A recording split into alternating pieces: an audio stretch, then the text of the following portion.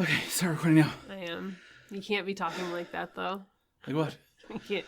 The breathing hit me. Why not? It's because that's not how you're going to be talking on the show. No, this is perfect. No, it's not. No, this is where the cold open will go. It'll be like, oh, I can finally breathe easy. This is the sound test. Oh, you don't think I'm going to use this for the show? Anyway, we should probably get started with the episode today, since it's going to be a longie. So what I'm going to do for this episode is listen. I'm not going to talk. You probably shouldn't talk at all because we have so much to cover. That's what I'm saying. I'm just here to listen. We still do have to do the banter. We still have to do banter. I don't know if I got it in me. Well, I have a couple things. So I just want to say that at the time of publishing, Kayla and I will both have... Actually, wait. I will have my second dose of Pfizer, and you will be on your way to getting the second dose. I'll be driving to it. So that's exciting. It's very exciting. I can't wait to... It's very topical. Be slightly less afraid of the world that I currently live in. Yeah, it'll be nice to do things and touch people. Not to random people. I mean, just no, don't touch the random people. Not to make it seem like once you get your vaccine, we're out of the woods and the pandemic's over, as we learned a lot about on the previous episode. That is not the case, but I will be glad to be able to hug my other vaccinated friends in a controlled setting and not be afraid that I have just killed them with my COVID germs. Yeah, and by controlled setting, you mean we're all going to wear plastic bags, and by hug, you mean wave from a distance. I'm just going to be in a full hazmat suit for the rest of my life. No, it's nice to at least see the end of the tunnel. The light at the end of the tunnel is in view. Did I get that metaphor right? Jesus Christ. Know. Anyway, it's exciting. And of course, there's lots of vaccine stuff in the news. Some of the stuff we'll talk about a little bit, actually, in this episode. I did want to mention just a couple announcements about our Patreon. I mentioned this on the Patreon itself if you're a subscriber. But we're going to refund the last 2 months because we forgot to not charge for it. Sorry. So that's coming down the pipe. But we are going to start charging again with May 1st, since quarantine is there's no real answer for when it's over. So it's been over a year. It's kind of over. So yeah, it's been over a year and we're vaccinated. So get fucked. Therefore, yeah, fuck everyone else. And we're going to start charging on our Patreon again for the first time in a year and a couple months. And also, we are also going to be improving the content that appears on the Patreon. Yes, which we already did so far. We are if you haven't, well, I guess you need to be a patron. But we did some pretty good content, bonus content for our first episode, where we talked all about what we mean when we say trust network. It's more of us yapping, basically. If you want to hear more if you just want to hear us yap at each other about, what I think about things. I'm sure so many people just can't wait to get their hands on that content. And then Kayla says, yes, I also think this thing. It's really good, you guys. I mean, that's the point of a podcast. It's worth giving us money for sure. If you like the show, you'll like the Patreon. So head on over to the Cult or Just Weird Patreon and just get more of the same. And who knows, there might be more different stuff coming down the pipe. Actually, I put out a poll there. So if you do subscribe to our Patreon, you can vote in the poll and help guide what things we put there in the first place. So like I said, lots of content today. So including any other business? Nudes. We're going to put our nudes there. Like noodles? Yeah. We're going to leak our nudes. Nudes are leaking. I don't think it's leaking if you post them on purpose. Yeah, I guess that's true. Any other business? No. I don't think so. I'm glad that you thought about that. Well, I always think, if you ask me a question, I want to actually think about it. That's good. If I had, if I were a better podcaster and if I did have business, I would have written it down, but I am not a better podcaster. No, you're actually so I would have terrible. Just kept it in my head going, I'll remember it. So if I did that, I don't remember it. Okay. All right. Well, are you feeling a little chilly right now? I mean, should I be? A little cold even? I don't know what you're saying. And no, I'm wearing a sweatshirt. And it's hot. And we have the fan off so that we can record our podcast. Because this is where we're going to do the cold open. I'm sorry.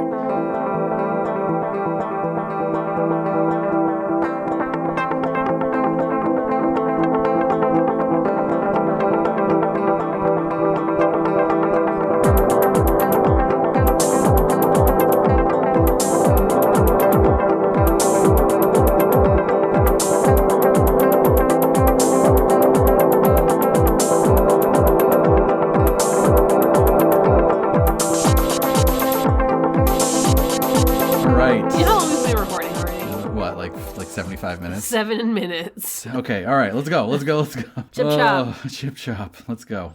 Before we get started... Wait, we haven't said anything about what we are and what this show is.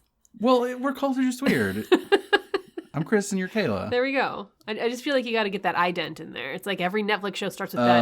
Boom, boom. Well, then we should have done that like right at the beginning, and we should make like a little chime. Boom, boom. Culture Just Weird. That's not a chime. That's a jingle. It's a chime. A chime is like... And the NBC chime is definitely the same thing as boom. Boom, boom, boom. It's the exact same concept. Okay, fine. For sure. Go Trust ahead. me, I listened to another podcast about it. 99% Invisible had an episode. Anyway, I do want to give a little bit of a warning today because due to the nature of the topic and it's being highly related to choices and situations that parents face, there will be a couple points in the episode that we will be talking or at least mentioning an experience that Kayla and I had recently that was not very fun. So your trigger warning is here. I mean, you should say what the trigger warning is. I am. I was about to. Sorry, I thought that you were saying like trigger warning that something bad is talked about. I was going to give a little pause so that people can... But okay. I'm going to leave all of that in. The topic of our recent premature birth and loss of our son Arthur will come up during this episode a couple times. All right. Also, before we get started, there wasn't really a logical place to put this anywhere in the rest of the episode, and I think it probably belongs up front, but I do want to say that if you are someone listening to this and you are vaccine hesitant yourself for any reason, maybe you've read some stuff that gave you pause, or maybe you're afraid of needles, or maybe you don't trust the medical establishment or drug companies, or maybe you've read headlines that understandably gave you anxiety, or maybe it's a combination of some or all of these things. First of all, congrats for finding us and thank you for listening. And I apologize in advance if any of today's show comes off as attacking or belittling or anything like that. It's not my intent and I hope it doesn't happen. I personally would love it if you gave this full episode a listen, and if you don't gain any new insight by the end, then that's totally on us, not on you. And I'll tease this up front. I went down a rabbit hole in my research that really did help me better understand the perspective of vaccine hesitant folks. Fair warning though, if you are one of those folks, I did come out on the other side of that rabbit hole somewhat more convinced of vaccine safety. I just wanted to disclaim that up front, that I hope if you're vaccine hesitant, this episode can be for you too. Okay, Kayla, after our last show, do you know everything there is to know about infectious disease, vaccines, and herd immunity? You better say yes, because I'm going to be very disappointed. Oh, did you see the thing from the Texas governor being like, I don't know what herd immunity is, but... No, I don't care. I think he literally like, I don't know what it is, but I think we have it. Okay, I respect the like like the honesty up front about like I don't know what it is. I was gonna be like that's fine, no. But then to say I think we have it is just the ultimate in. I could be mischaracterizing what he said, culture. But that is the way I read whatever fucking headline. Well, and he's absolutely right that he doesn't know what herd immunity is. I will say that. I think I have a better I don't say I know everything, but I definitely have a better understanding of these things than I did before the previous episode. Good. I actually, if you had said no, I don't have a full understanding, I would have that would have been fine. I think it would be a lie for like anyone to say that. Yeah, well, exactly. We only skim the surface, and it's a complex topic, but it's fun to talk about science stuff, and it gave us a baseline to talk about this week's topic, which, if you listened to last episode, if you didn't, you definitely should go listen. Go away. And listen. Get out of here. Get out of here. Just leave Earth. But if you did listen to it, you know the topic today is Antivax.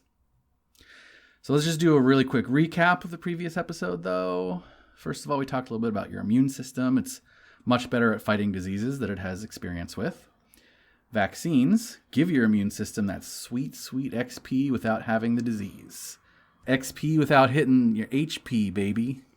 I do have a better understanding of precisely how to be angry at people on the internet. Oh, no, you don't. Not yet. Who evoke the like natural immune system, natural immunity thing. Oh, like I have a more precise way to be angry at that. Oh, good. I'm happy to be of service. Yeah, thank you.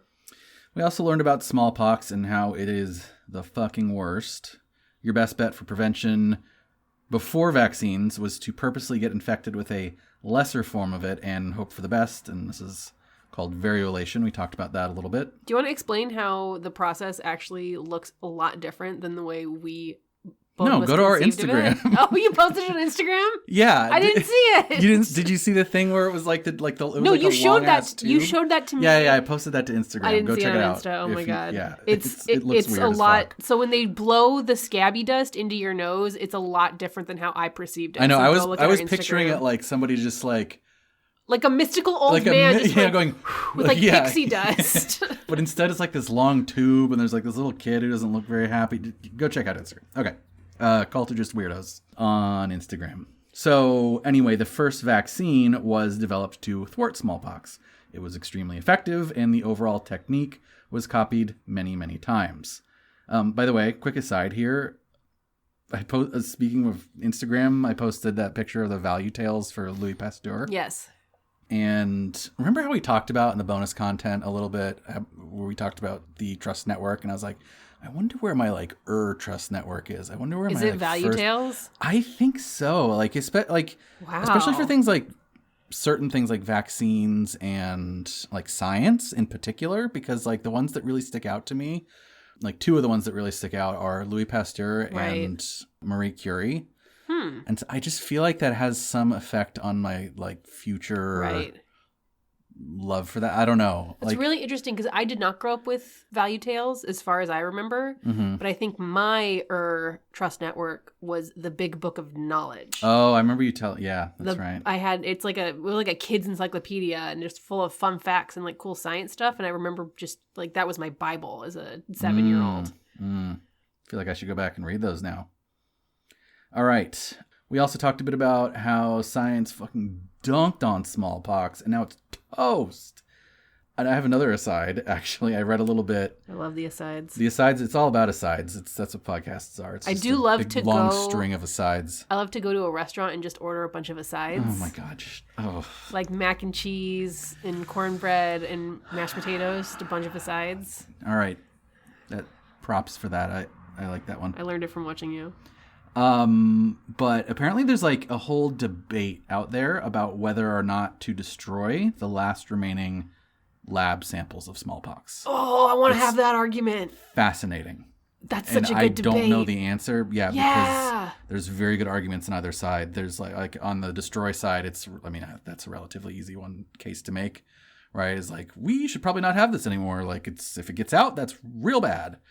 But then on the other side, it's like, we still need it to study. And then also there's like an element of like mutually assured destruction because we're not sure like which national adversaries still have samples of it. I feel like I'm without having waded into this debate at all, I feel like I'm leaning towards the don't destroy side. I think I am too.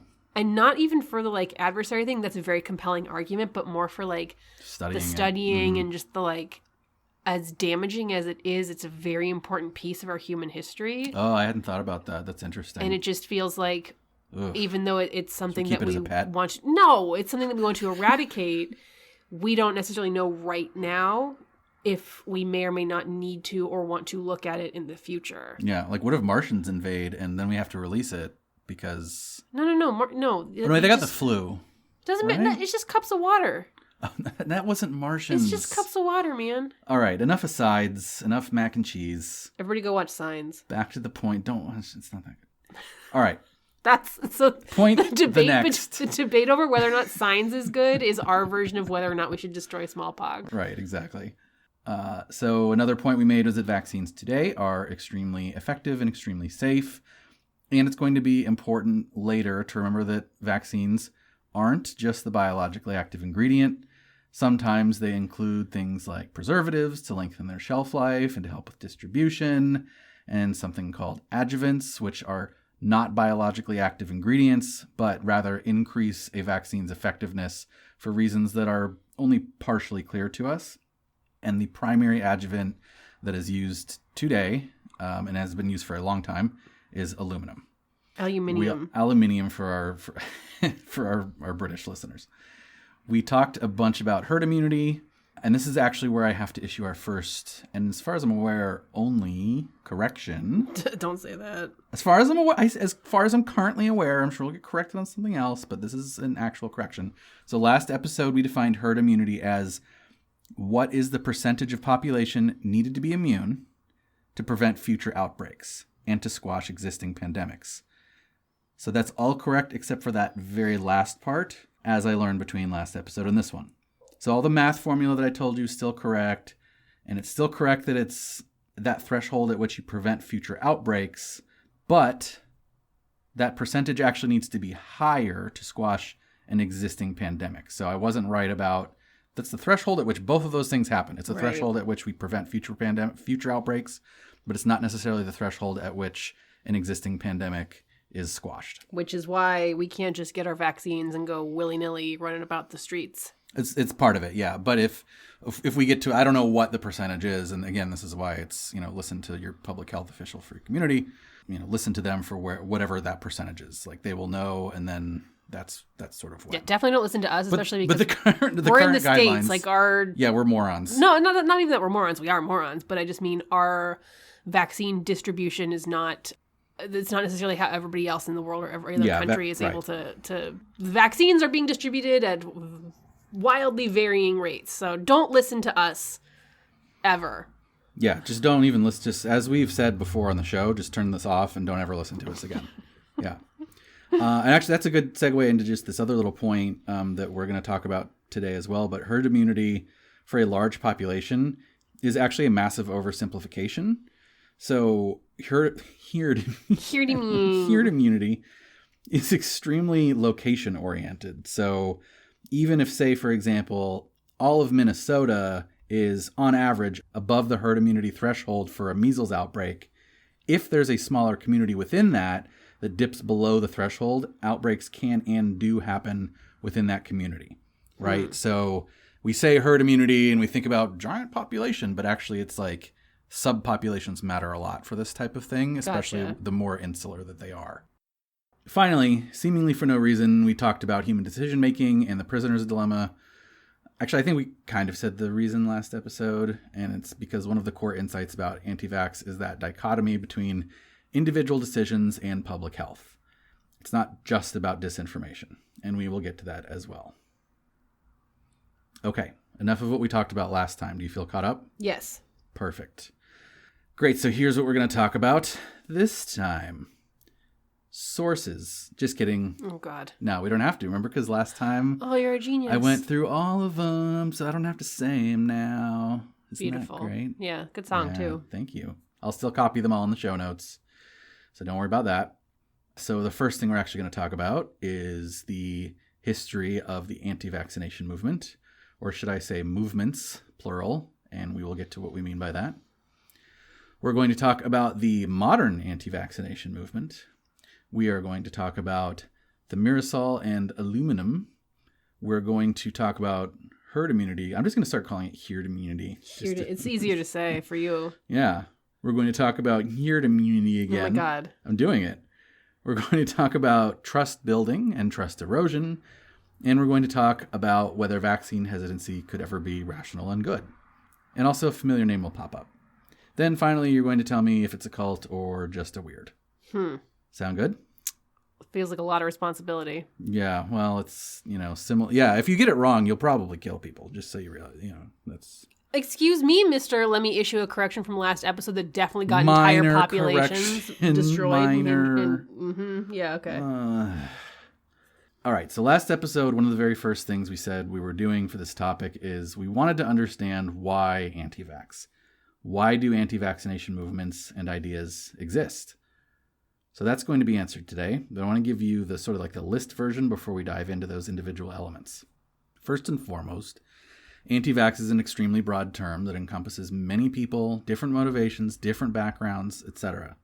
As we mentioned last episode, some people don't get vaccinated because they actually just can't medically, right? Such as people with allergies or that are immunocompromised. I wouldn't necessarily call them anti-vaxxers, but they can't take vaccines. Right.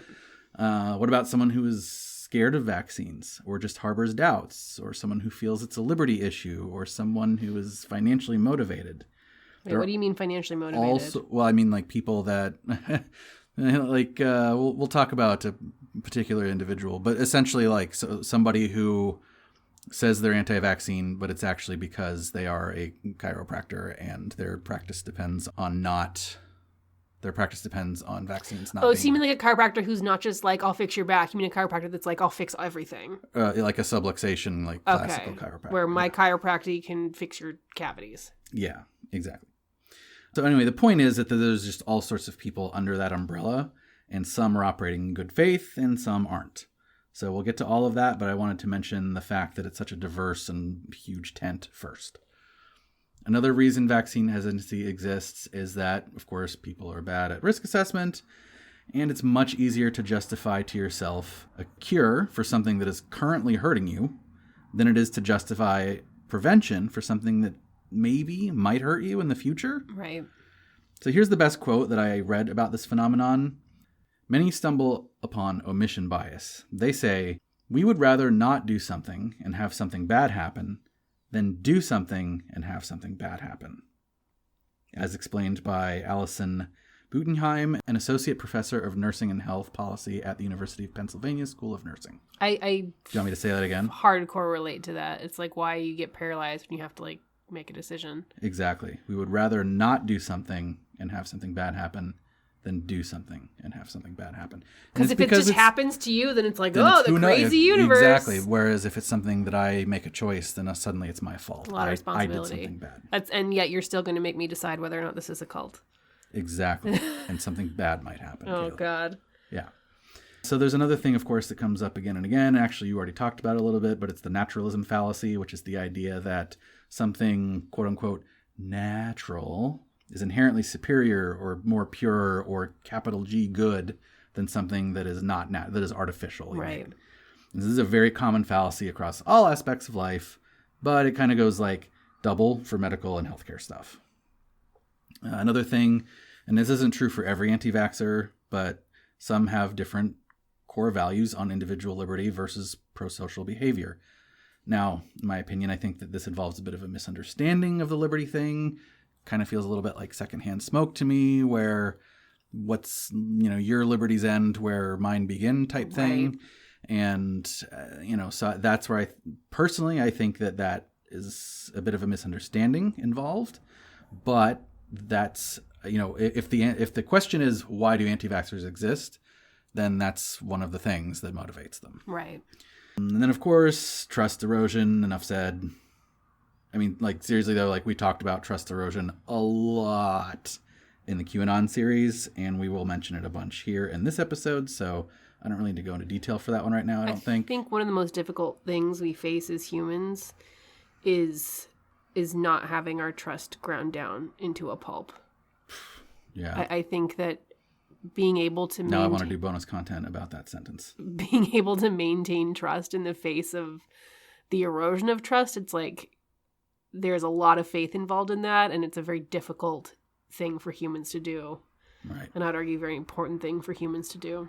But it makes sense when it happens. That's why it's important to make decisions and behave in ways that don't erode that for other people as well. Right. All right, then there's something called the free rider or freeloader problem, which I will get to later in this episode, but I do think it's a big factor. And finally, this is probably not a comprehensive list. I'm not the be-all and end-all on this. This is just the list that I came up with for things that I think motivate people or motivate ideas behind anti-vax. So anyway, the final thing on my list is that fear is powerful and it makes people irrational, and especially fear for your children. Yeah. Yeah. Yeah.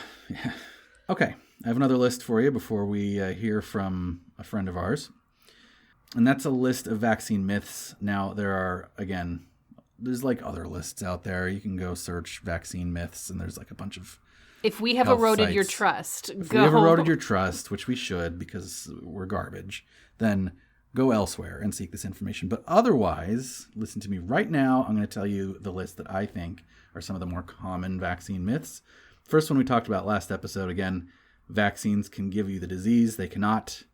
This is debunked because no vaccine contains live disease organism for the thing that they're vaccinating against, so it's not possible for them to give you that disease. The next one is that, infant immune systems can't handle so many vaccines at the same time. Now, I sort of like get the logic behind this one, right. because it's like, oh man, they're just little babies. How can they handle like 10 vaccines within 2 days or whatever? Right. Totally makes sense from like a, layman's like, oh, well, yeah, common sense. Right. But when you actually know the science of how that works, that's not how that works at all. Infants' immune systems can handle way, way more than that in terms of like your immune system capacity is not just like, it's not like a gas tank. Like it's actually quite large, and infants' immune systems handle much more than the vaccines that they get on just a daily ongoing basis from just being alive in the environment. And babies are metal as hell. Yeah, babies are super metal. And then another vaccine myth is natural immunity is better than vaccine immunity. This is one we like bitched about a little bit last episode, where I just said like, I don't like the word. I want to call it just getting the disease, because in my opinion, vaccines leverage your own natural immunity, so it's not really any different.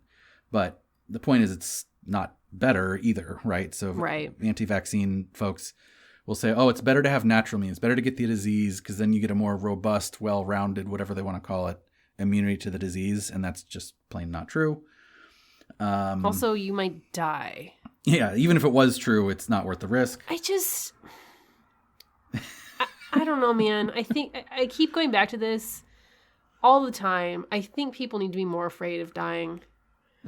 I really do. I do. Well, but that's not it. So as we'll talk about more, it's not just that they're not afraid of dying. It's that it's the things that they're weighing. Right. The decisions that they're weighing are distorted in some ways, and in other ways are actually maybe not distorted, but are prone to things like prisoner's dilemma type behavior. Right. Okay. So another common myth is that our triumphs over disease in the last few centuries are caused by things other than vaccines. So like people like to say, well, sanitation and hygiene is actually what got rid of all these diseases. And while sanitation and hygiene do have a lot to do with preventing disease, right. And, there's like sanitation was a huge deal in the 1800s. Wash your hands. It's not it doesn't explain the eradication or the minimization of disease by vaccines at all. Yeah, I mean, the pandemic we're currently living in, we can't wash our hands out of it. We can't wipe our groceries out of it. That's not how it works. Right. Airborne diseases in general is not, like waterborne diseases. Yeah, maybe, but right. Another thing that is a common myth is that infection rates are low, so I don't need to get vaccines because, like, who has the measles anyway? That's another misconception. You still need to get it, and we'll get to the reasons why, but again, myth. And then the final myth I have on my list here is that, well, vaccines cause fill in the blank. Now, the latest one is that vaccines cause autism. That's like the du jour of what vaccines cause in current day and has been for about 20 years. But there's been other things that have filled in that blank before. Okay. All right, Kayla. With all that being said, let's hear a bit from Dr. Gorski now. Dr. Gorski! To get into the history of the anti-vaccine movement. How were vaccines first developed, and what were we doing to actually mitigate and treat disease outbreaks and pandemics before they existed? Well, I'm not really a historian, so I suppose you know the story of cowpox, how it was discovered that if you inoculated the skin, little needle holes or small cuts in the skin, and inoculated it with pus from cowpox, it was noticed that the person would then be immune to smallpox. So because organisms that cause them are sufficiently similar, and that is like 300 years. When was that? 1700 roughly? See, again, I'm not a historian, but I know it's a really We'll check all time. that. We'll check all those numbers for the show. A long time ago. Interestingly, though, the anti-vaccine movement goes back almost that far. I mean, as soon as vaccines were invented, there was an anti-vaccine movement. In fact, in the 19th century, there was even groups explicitly were called anti-vaccination groups. And of course, back then, really the only vaccine they had was a smallpox vaccine. But the opportunities to be anti-vaccine were kind of limited, given how little there was in the way of any sort of vaccination. But it is people seem to think that the anti-vaccine movement is something new, but it's not. It's been around at least a couple hundred years. Mm-hmm. And in fact, a lot of the arguments are very similar, even from going back that far. Right. Yeah, I think the sort of the common perception is that it all sort of got started with that Andrew Wakefield infamous, retracted study, and then which was 23 years ago, because February 1998 was when that was published. Right, but you're saying that it's actually much older than that. And indeed, and I mean, there are cartoons which you may have seen out there, like that portray people getting vaccinated with the cowpox to be protected from smallpox, like turning into cows. I mean, there's which kind of goes, which the direct descendant of that, I would say, is the anti-vaccine claim that vaccines somehow alter your DNA. Oh yeah, that's we've been getting and a lot that's of that not a with COVID. new one, and that is not a new one for the COVID vaccines that are based on messenger RNA. I'm just going to notice. I wrote about claims years and years ago about anti-vaxxers claiming that vaccines somehow altered your DNA. Kayla, as Dr. Gorski mentioned, and as you probably assumed, anti-vaccine movements have been with us exactly as long as vaccines have. And I mean, hell, if you really want to trace back, you can say that skepticism and opposition to scientific and technological progress itself is as old as the human race. But here's what They hated that wheel when it first came out. But here's what I didn't really know before I did the research for this episode, is that while we have always had anti-vaccination movements, these movements have an incredible diversity of flavor. Their motivations, their philosophies, the people comprising them are all different, and there's all sorts of messy overlap all over the place. Tell me it. Now, absolutely a lot of early anti-vax had features that we would recognize in our own movements in 2021, but surprisingly a lot of motivations were different.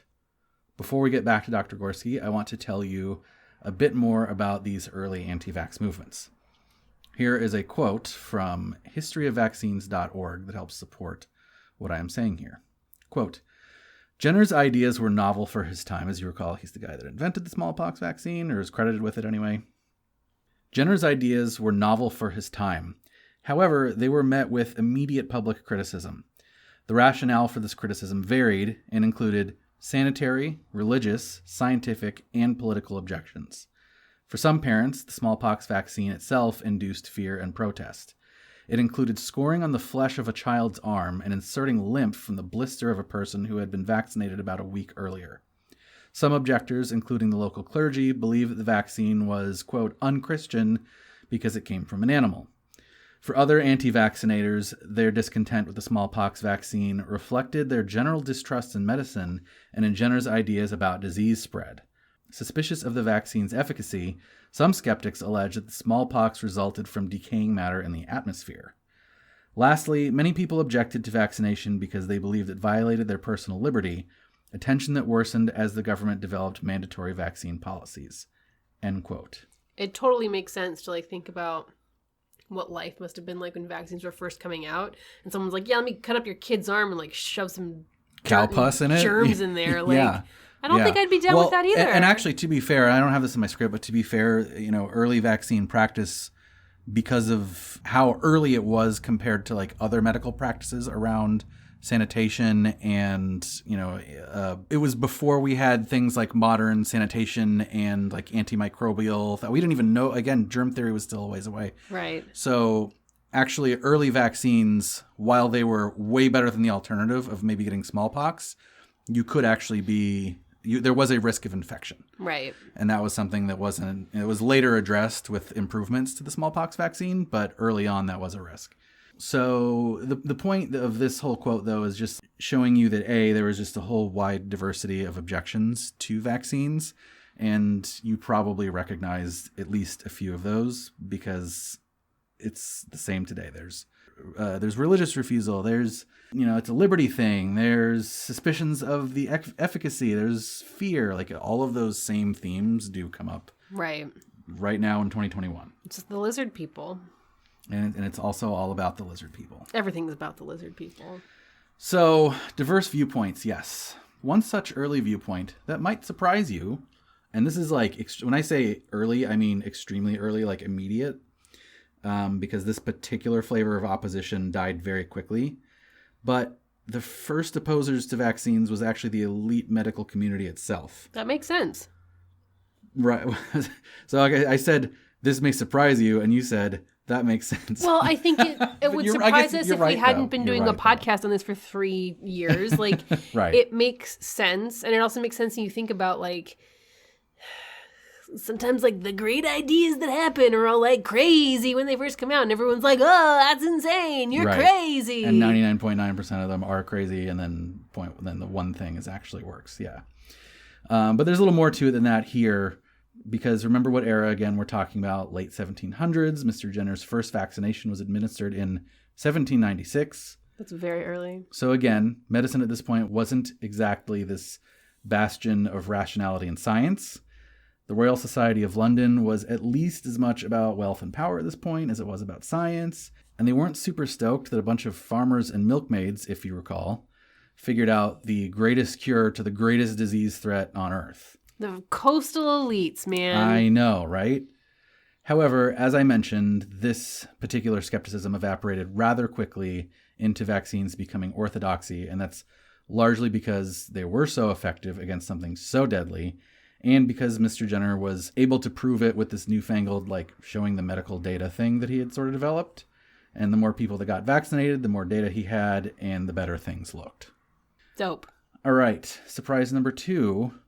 Would it flabbergast you, or you're probably just going to be like, oh, yeah, that makes sense. That makes sense. You're so smart, Kayla. I'm very smart. Would it surprise you to learn that a lot of early anti-vaccination sentiment, particularly in England, was actually based in what we might today call social justice? Apologies in advance. It definitely surprises me to learn that off the top, but then if I think about it for a little bit longer, I feel like I can smell what you're stepping in. I can start to follow that path. Well, let's follow it, shall we? Apologies in advance for the lack of details, and that's kind of a blanket statement for the rest of this episode. But we're just winging it. We're just making things up, basically. No, there's so many details. Like, really, there's like 8 different podcasts that could all happen within this one topic, and like, so we're just trying to hit like the high level points. So you felt like you were measuring the coastline? Oh God, perhaps? Yes. Oh God, yeah. Like multiple coastlines, for sure. But let's talk about Victorian England, which was not a great place to be poor. It's not a great place. A series of laws passed in the early to mid-1800s known as poor laws were very harsh on the lower classes. God. The poor laws were what gave rise to things like workhouses, which were essentially like labor camps for the unemployed. So the idea was like they were giving poor people like a stipend, like just money, basically. Like you were getting some sort of like welfare. And then for a variety of reasons that we don't have time to get into, the government was like, well, that's wasteful. Let's make them work. And so then they developed these workhouses as a part of this poor law. And they were not the best place, as you might imagine. No. They were basically labor camps. There was significant and organized blowback against these laws for totally understandable and good reasons. And thankfully, eventually these organized blowbacks were successful in getting these laws repealed. But the reason I'm talking about it today is that a lot of the leaders of the anti-poor law movement in Victorian England transitioned into being leaders for the early anti-vaccination movement there. And so just to set context for you as to why that happened, today in the US, we have like pseudo-compulsory vaccination laws. Not really, right? So by that, I mean, it's not compulsory to get your kids vaccinated, but if you don't, then in most places, you're not allowed to have them attend public schools, which is understandable. Right. In Victorian times, and even into the 20th century, it was like compulsory. So if you recall our discussion about smallpox last episode, you'll totally understand why the government was not fucking around during this era. Yep. If you didn't get vaccinated for smallpox, you faced a fine. If you couldn't pay the fine, guess what was next? Prison. We gotta figure out better systems, people. So if you've ever gotten like enraged about parking tickets, you may be aware that fines are a regressive penalty. A $50 parking ticket to someone making $50 a day is a huge deal. A $50 parking ticket to a millionaire is negligible. So fines are regressive in that they affect the poor way more than they affect the rich. They're just a price. They're just a price tag. Now throw a prison penalty on top of that, and a Victorian prison at that, and you will see why some early anti-vaccination efforts were based in poverty activism. That makes sense. On top of that, they viewed bodily autonomy as sort of like the last and only thing that the government wasn't able to wrest control of from the poor. And it doesn't end there. British colonies also tended to view compulsory vaccination similarly, as another way that the oppressive state could exercise its control. Down with vaccines. I'm on their side. I knew this would sway you, yeah. Gandhi, for example, was like famously anti-vax in his early life. There's some evidence that he may have changed his mind. Well, now I'm back on the other side. But yeah, I know. We should do an episode on Gandhi. Be complicated. Well, he's a very complicated person. The reason that I am bringing him up right now is because part of why he was anti-vaccination early is for this sort of like anti-colonialist reason. A lot of his rhetoric, if you listen to it from that time, was based in this British anti-colonialism. Nice. So there are two things that I want you, the listener, to take away. Actually, three things I want you to take away from this. One is that anti-vaccine sentiment is anything but monolithic. And sometimes the motivations align with what you and I think of as a, quote, good thing. So it would be a mistake, and an unhelpful mistake at that, to think that anti-vax only comes from libertarian wingnuts that love antisocial behavior. That would be a mistake to think that's the only place that they come from. Takeaway number 2, once again, here we see the pernicious effect of trust erosion. Oh. In this case, we probably can't really actually see even erosion, because this is just like, hey, the Victorian colonial UK government is an oppressive terror regime. That's not really erosion. It's just that way already. If you are a Victorian poor person or a colonized person, it is very much not conducive to trusting the UK government to have your best interests in mind when they come knocking and say, get vaccinated or else. Let me jab you with this needle. It's totally cool. And if you don't do it, then you owe us a fine. And since you can't pay it, you need to go to prison with me. I'm just mad. Why are you making me mad? Why are you making me side with the anti-vaxxers? Well, again, it's a broad group. And my purpose, and actually this is my third takeaway, absolutely none of what I just said over the last few minutes changes the fact that vaccines are indeed a miracle of science and one of the most prolific and beneficial humanitarian boons that our species has ever created. Cool.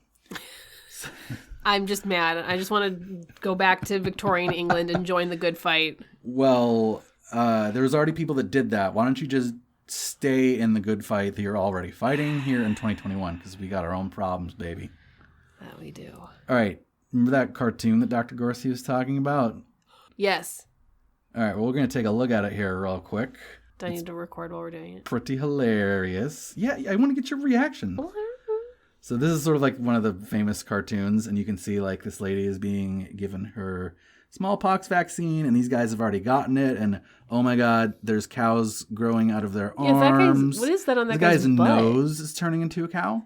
This person is barfing a cow. Did this really happen? Oh, yeah. This is exactly what happened. Wow. People grew cows, miniature cows, out of their appendages. That guy looks like he's pooping a cow. This looks cool, though. I know. It's like a heavy metal album cover or something.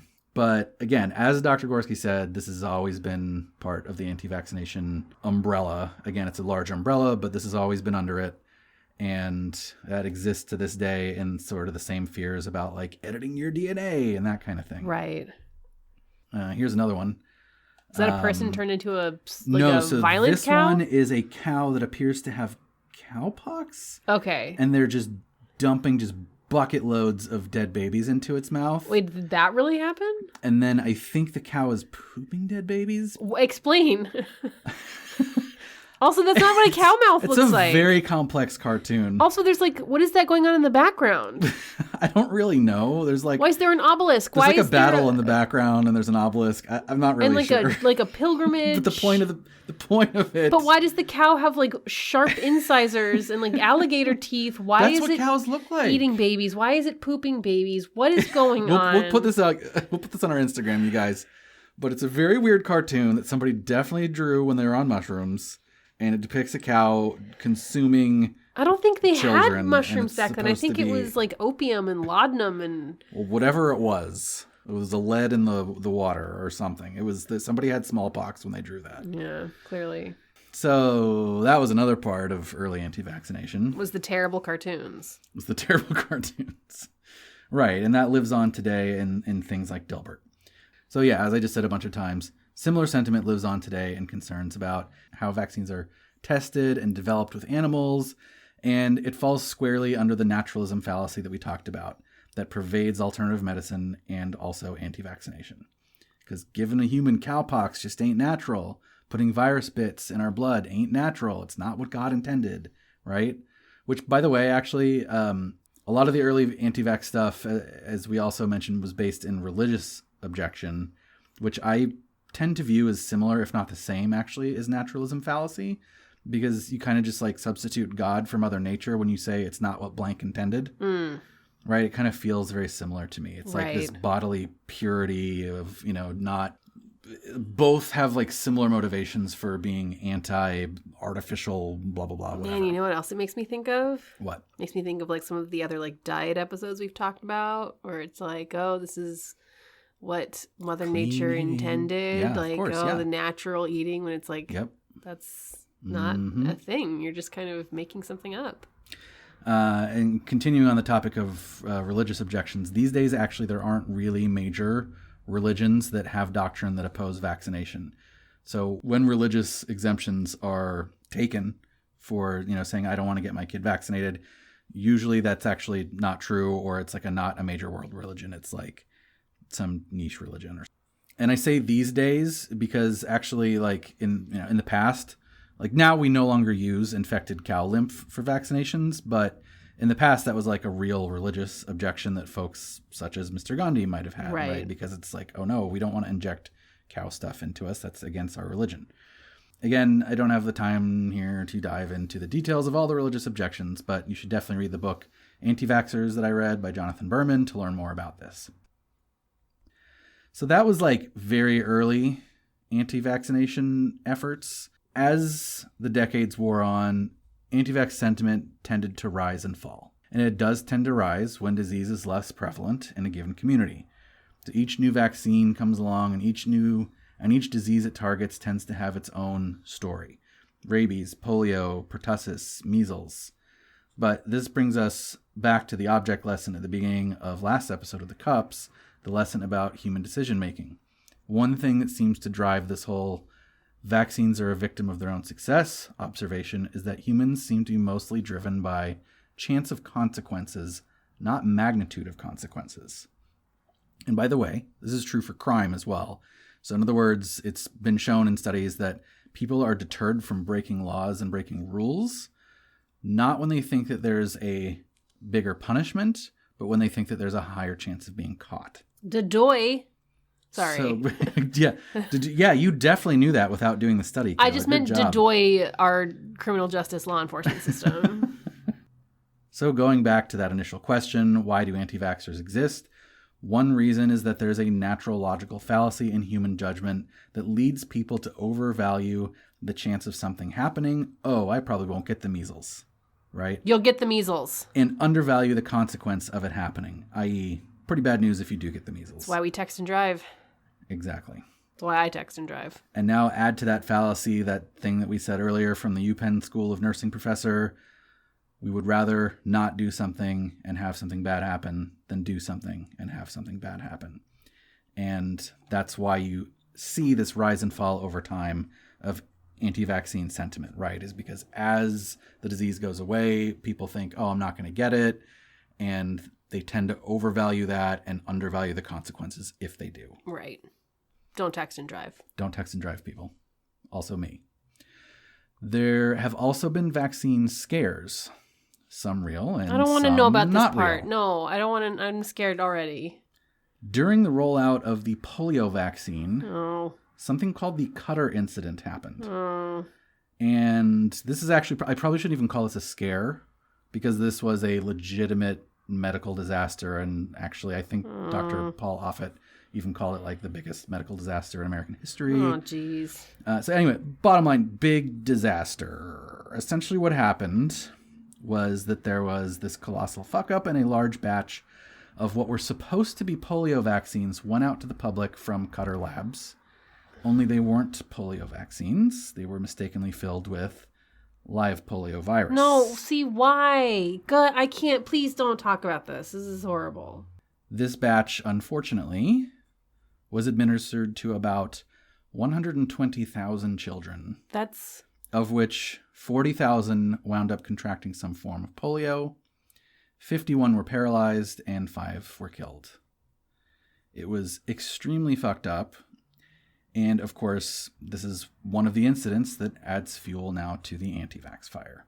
It doesn't matter that it wasn't actually vaccines that caused this incident. It was a mix-up. That doesn't matter, right? To the end user, to the patient, they said, yes, I want a polio vaccine, which will prevent polio. And instead they got polio, right? It doesn't matter there was a mix-up and it wasn't a vaccine. To them, they wanted to get a vaccine and instead they got polio. Yeah, how would I ever trust getting a vaccine ever again? How would I trust anything ever again? Exactly. And then throw on top of that, it was kids. And as we mentioned several times, this adds a whole other layer of terror and anxiety. It was a terrible, terrible tragedy. And once again, the ramifications go beyond the incident itself, eroding trust. Now, 60 years later, and polio, a terrible disease. That was only 60 years ago? Yeah. Jeez. Yeah, it was in the 50s. So people that almost 70. God, the people that happened to are still like living. Oh, yeah. And polio is a terrible disease. It's like kind of in the same ballpark of smallpox, really, in terms of like how bad it is. But it's on the brink of elimination now, 60 years later, and it's thanks to the polio vaccine. And Jonas Salk is rightly remembered as a hero. And the unit, by the way, at the time, the U.S. was terrified of polio. We were terrified. And that's basically because there was nothing we could do about it, and it even got our most powerful president. So when the vaccine was developed for it, Salk was given parades and everything. Like it was a big deal, and it was really good. But this Qatar incident, like, really put a dent in it, and yeah, it was not good. And even if you ignoring all of the ramification stuff, it's just terrible for those people, obviously. Yeah. Aside from that incident, a lot of polio-specific anti-vaccine propaganda came out of the chiropractic community. And as we mentioned before, now we're touching on sort of like the financial identity sunk cost motivation for that segment of anti-vaxxers. So if you're a chiropractor, and I'm talking, you sort of differentiated this before, I'm talking like classical, full-blown chiropractor, not like glorified physical therapist. Right. But if you're one of those, chiropractors who used to be more prevalent back in the day, you've dedicated your life's work and your earnings potential to the theory that all disease comes from irregularities in the spine called subluxations. Which, I'm sorry. I'm sorry. It's batshit. I apologize to any chiropractors listening to this podcast. That is so stupid to hear now. Yeah, I know now. But just, again, remember at the time, like early... The germ theory of disease sounded pretty wacky too. It was like, disease is caused by these tiny things that are so small that your eye can't even see them, and they live inside you. You have polio because your back ain't right? Like, come on. I don't know. And if you're a chiropractor now that subscribes to the idea that, like, the crack in your back is going to cure your cancer, I mean, I think that you're an evil villain. I'm sorry. Yeah. And this is coming from somebody who comes from a family that has like a family chiropractor. Everybody I know in my family and close friends goes to this chiropractor. I will defend this chiropractor. But however, go to the chiropractor to get your back cracked, not to like get your cancer. And even then, maybe. And then like make sure they're not doing your cervical spine. Yeah, lower spine only, please. Let's be careful. So obviously, as the polio vaccine got closer and closer to wiping out polio as the decades went by, this was bad news for chiropractors who really wanted to die on that subluxation hill. And they had to get more and more creative with how they framed their opposition, right? They had to get more and more creative in their explanations for like, well, it's, it's this, it's not this. And it's actually, the problems still come from subluxations. And the reason that there's less polio now is X, Y, Z. So they had to get really creative with these explanations. The reason there's less polio is because we just cracked so many backs. But it got to the point now where it's basically just like impotent grumblings from like a very few people. However, chiropractic now heavily mixes in with anti-vax, and there's a lot of overlap in that Venn diagram. And it's because the history is there and the motivated reasoning is there. By the way, I got most of this from a great Scientific American article on how we can use the example of the chiropractic profession's opposition to the polio vaccine to inform our current situation. I highly recommend you go check it out. It's in the show notes. The next thing I want to talk about is the DTP vaccine. That's diphtheria, tetanus, pertussis. Also had a scare in the 80s whose effects lingered. But this scare was fundamentally different from the polio Cutter incident. The Cutter incident was a legitimate medical catastrophe. The DTP scare was some alleged harm coming from the vaccine that was legitimately debated and studied, but then never substantiated. Can I tell you something that's going to blow your mind? Please. So you know Olestra? Yes. You know Olestra? Yes. The like fat replacer that's like got no calories, causes leaky anus or whatever?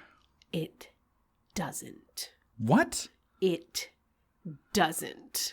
No, this is... No. Okay. No. Just saying, this reminded me of it. The like Kayla, rumors of medical stuff in the 80s. Apparently, the Olestra is going to make you shit your pants thing was kind of like a myth. It was like an urban legend. Oh no! I listened to an entire episode on it done by the wonderful folks over at the Maintenance Phase podcast, Aubrey Gordon, Michael Hobbs, and so they should really I be eating Olestra? It. Wait, what's Olestra good for again? I mean, I wouldn't necessarily say Olestra is good for anything. It's just it's like basically a fat that's had something specific done to it that then when you eat it, you don't absorb it. But it also like, I don't think it's great for your nutrition because it actually leaches certain nutrients out of the food that prevents you from like absorbing it, like vitamin K and stuff, whatever. It was marketed as a diet food. But so there's lots of problems with Olestra. I'm not saying it's good, but the idea that it's going to make you shit your pants is not medically sound. Mind blown. Yeah. But anus not blown. So that's good. Yeah. Yeah. So we're good. So Cutter incident, legitimate catastrophe. DTP scare, alleged harm that was studied and debated, never substantiated. But this, of course, led to news outlets reporting on it irresponsibly. Wait, what was the scare exactly? It was just that there was some harm, like, there's some kids that were harmed in some way. I don't remember the exact harm.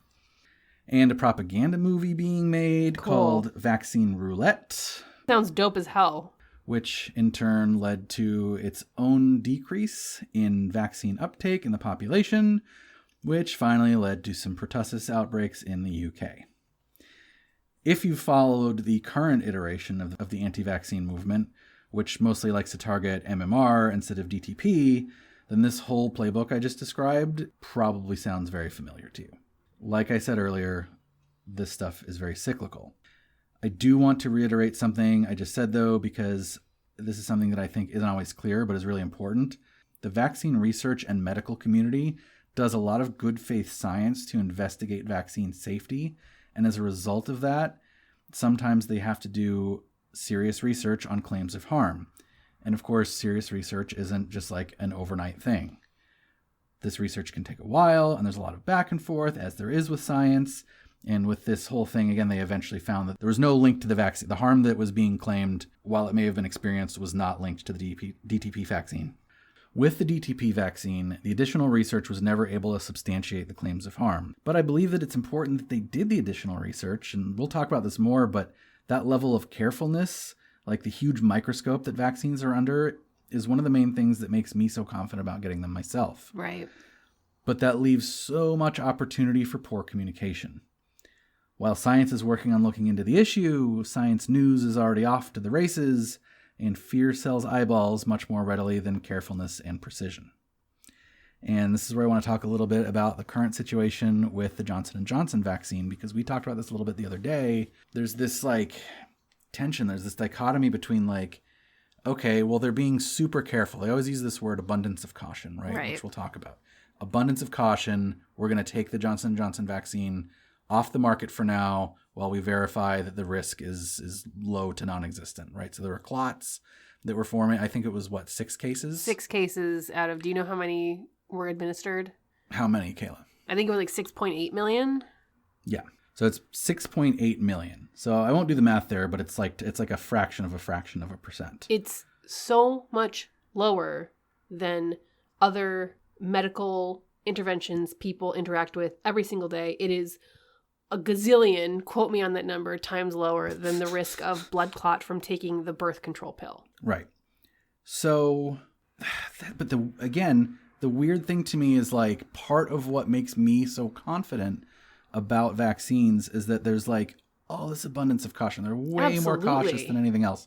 But then the abundance of caution also creates this opportunity for people to be anxious and scared and, oh my God, what if I get a blood clot? Right. And then anti-vaxxers come in and exploit that. And so and anti-vax influencers come in and exploit that.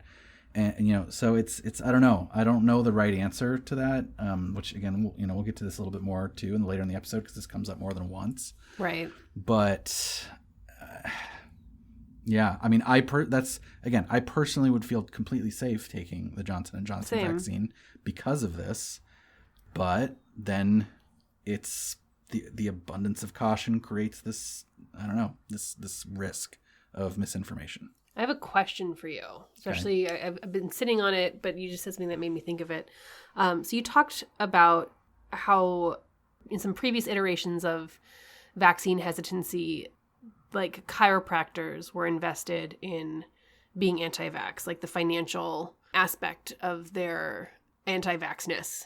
Mm-hmm. Are you going to get into the financial aspects or the financial aspect of modern day anti-vax? Because you just said the phrase anti-vax influencer, and it just made me kind of think about that. Yes and no. Like we talk about that a little bit with Dr. Gorski. We talk about there's actually he'll mention. You can say it. We'll get to that. I mean, we don't talk as much about where the money is being made. Okay. But I do talk about that with a few specific individuals, but not as much like systemically.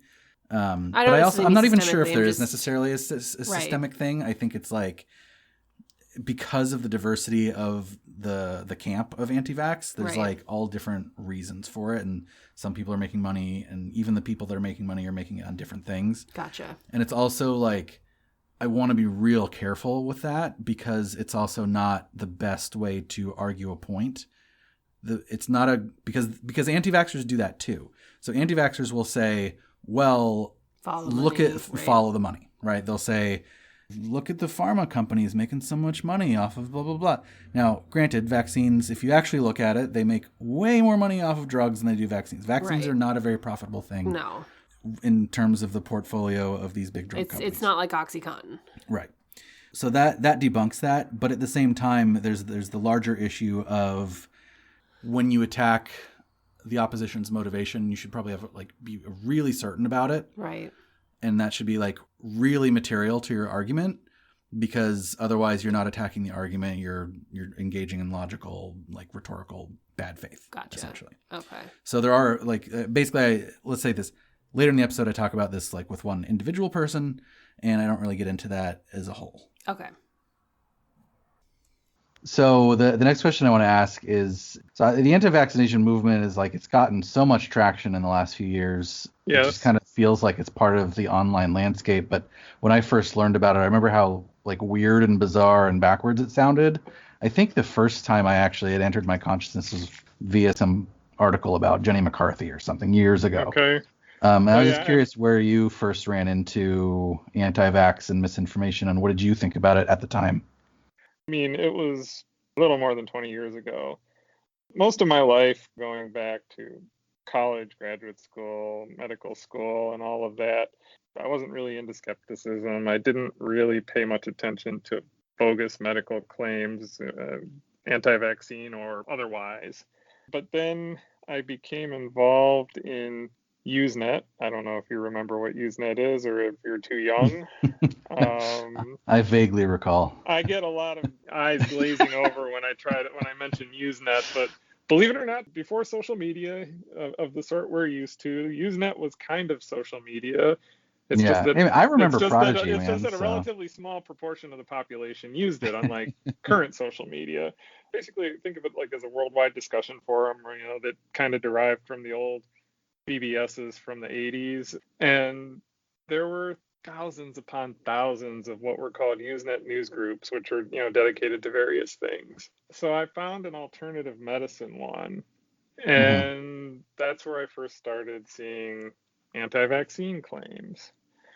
And at the time, my reaction was pretty much what it is with a lot of people who first encounter this stuff, who are generally science-based and like to think of themselves as rational. It's the kind of, what the hell, what is this stuff? And the more I got into it, the more I saw the claims and started getting involved in refuting them. But most of the action was on blogs back then. And basically, most of the action had moved to blogs and web-based discussion forums. And Usenet was just turning into a place full of spam and trolls. It is interesting that you think of anti-vax being like this big plague on Facebook, and it's interesting that it was already there on Usenet before Facebook even existed. That is interesting. Oh, sure it was. I guess one advantage of being an old fart is I have some personal perspective. Basically what happened is, the anti-vaccine movement started blogs, lots of them, in the early 2000s, around the time when I started blogging.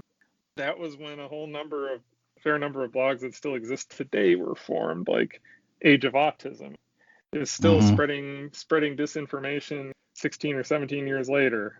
And then this whole move to social media like Facebook and Twitter. I mean, really, Facebook and Twitter didn't become super popular until 2010, give or take, is when everybody was getting on. Yeah, the funny thing about Twitter is that early on, for the first few years I had a Twitter account, I didn't really use it much. I couldn't really grok what Twitter was for or how to use it or how to be effective at it. I seldom used it, and I don't know what changed. I started using it more and more over the last few years until now I have close to 56,000 followers, which kind of blows my mind.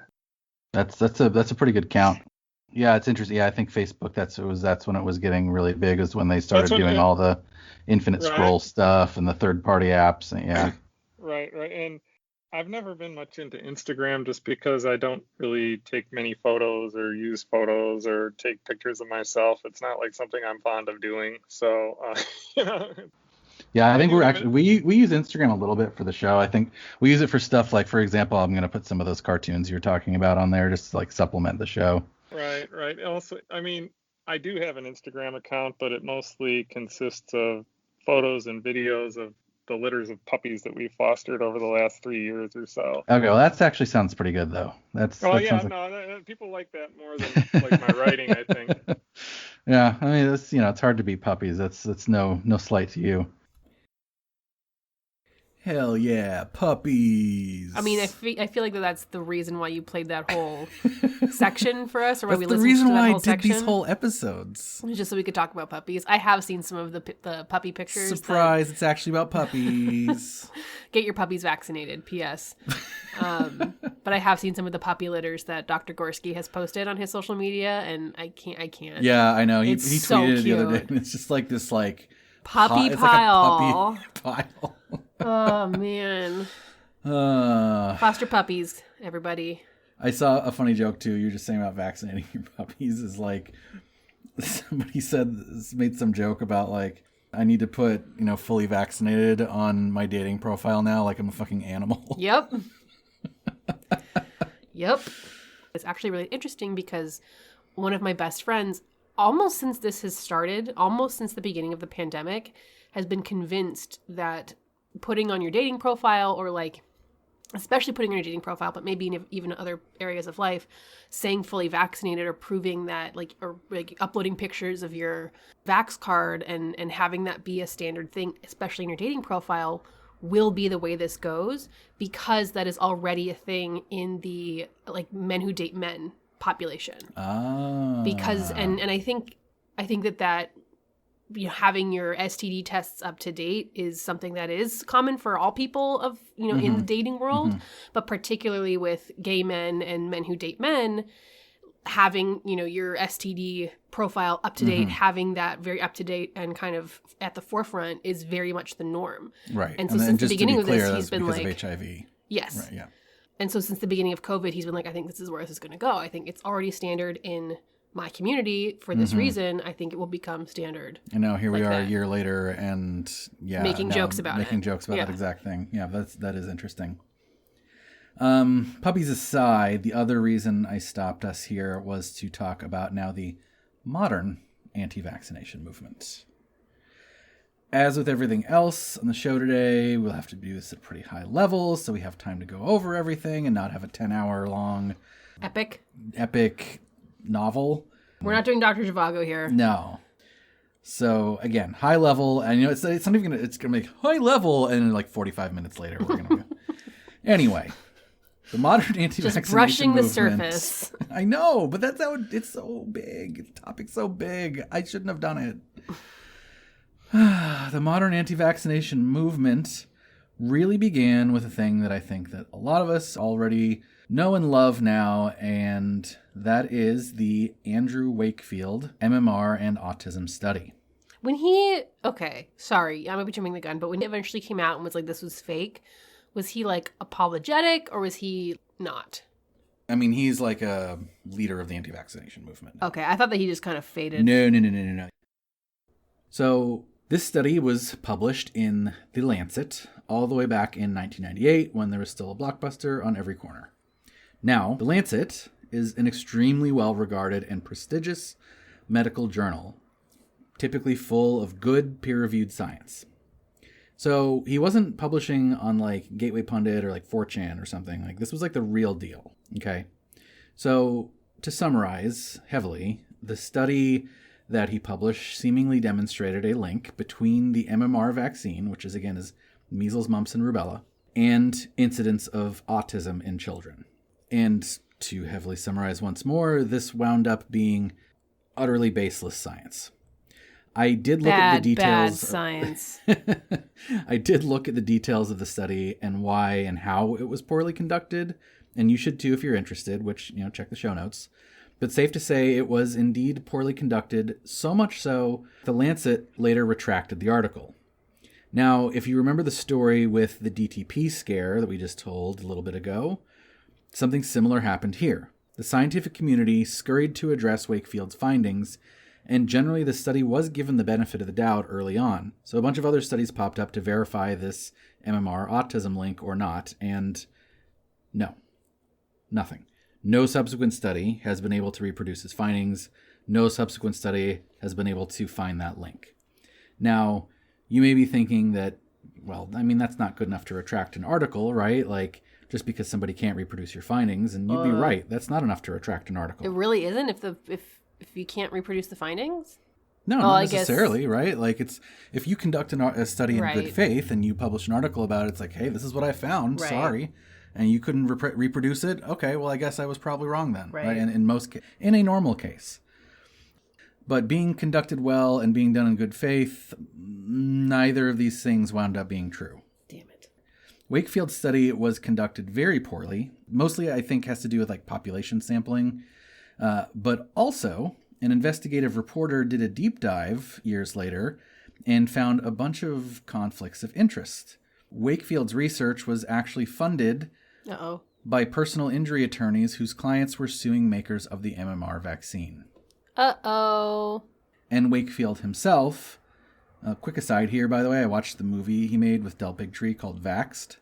And I don't know if you remember that movie from a few years back. Like, maybe we'll talk about it on Patreon. I know we've said about 8 things now, but in the documentary, Wakefield does lengthy interviews. And yes, he both is the producer of the doc and also its main subject, which... yeah, not great. I learned in documentary class that generally leads to bias. That's no bueno. Every documentary, it's not necessarily no bueno. It's just every documentary has a bias, has a point of view. And when that happens, there's a very particular bias and point of view that we should all be very cognizant of. Right. So the interesting thing in this documentary, as he's being interviewed in his own documentary, is he keeps talking about how I'm not actually against vaccines. I'm only against the MMR vaccine. Just this one. I'm not against measles, mumps, and rubella vaccines being administered separately. So... Then what's the problem? This confused me for a little while because I was like, well, I don't know. Like, I guess that's It's reasonable, right? Like, he's Is not it? I don't anti-vax precisely, is it? Well, I looked at this, and turns out prior to his MMR autism research, he also owned a patent on individual vaccines for those diseases. Uh-oh. So, multiple conflicts of interest plus poor study will not only get your article removed from the Lancet, and rightly so, it will also strip you of your medical license, which is eventually what happened to him. No, Big Pharma's just against him. But by this point, the damage was done. Again, mirroring the DTP scare, this event poisoned the well, and we are still today dealing with those ramifications. Do you think the internet made it worse? Absolutely, and that's that was a dumb question. But I talk about that a little bit, but like that's what Dr. Gorski was kind of talking about, right? Like, that's kind of what we get into is how this stuff spreads, and we'll get to that. How it has a viral effect. Okay. You know what we really need a vaccine for is the spread of disinformation. Oh, well, that's what this podcast is, Kayla. Man, if they had a vaccine for that, I absolutely would not take it. Well, that's definitely the man trying to control you. Disinformation, raw and unfiltered. I'm just saying, I want to be able to access Alex Jones and Joe Rogan whenever I want. Yeah, you're a big fan, I know. Anyway, we're still dealing with these ramifications. Autism is still considered to be a risk of taking vaccines by anti-vaxxers. And Wakefield is himself he's like a king crank out there pushing conspiracy after conspiracy. He is a leader currently of the anti-vaccination movement. I had such a different narrative in my head. In my head, it was like he got debunked and then quietly went away. Yes. No. No, he made Vaxxed. That came out in 2014. I don't remember Vaxxed that. was basically what Vaxxed was no, I was right. Look. And the whole subject of Vaxxed is this conspiracy theory around what's called a CDC whistleblower that Dr. Gorski will talk about. Okay. But the whole documentary is basically him just trying to back justify all of this crap that he got fired for. Look, I love documentaries. They are important and they're incredible, and but they're hella biased, and some of them are hella biased. And this is not just bias. This is they're not propaganda. This has this has a point. They're not science. They're not right. That's why we have scientific journals that publish studies, because there's a reason why Making a Murder isn't exonerating Stephen Avery. Right, because it's not the real world. No comment one way or the other whether Stephen Avery is innocent or whatever. Ooh, let's get into it. We are not getting into that, but documentaries are inherently biased. They have a biased point of view. Now, there's honestly a whole 10-hour podcast we could do just about the vaccine and autism stuff, because it's a huge topic all by itself, and we do have to move on after I mention one more thing, because I think it's important. One might wonder, what does the neurodivergent community think about all this? That is, I think, a question we should be asking often. How do folks with autism view the modern anti-vaccine movement that has autism at its center? As you might imagine, not super happy about it. So when you watch a movie like Vaxxed, you see that they try to portray an autism diagnosis as about the worst thing that can ever happen to a parent. In this documentary, they cherry pick the absolute worst examples of behavior on film from these kids to put on the screen. And it does look bad, but honestly, I've had some pretty shitty temper tantrums in my day as a neurotypical person, and Wakefield isn't putting video of me on his movies to scare parents away from vaccines. You've had some real bad ones. I've had bad temper tantrums as an adult. So, now don't get me wrong. Having kids, as we know, is terrifying. And I know I'm terrified of what bad things might happen to our potential future children if and when we have them. We've mentioned the parental fear factor in this episode a few times now, so I get it.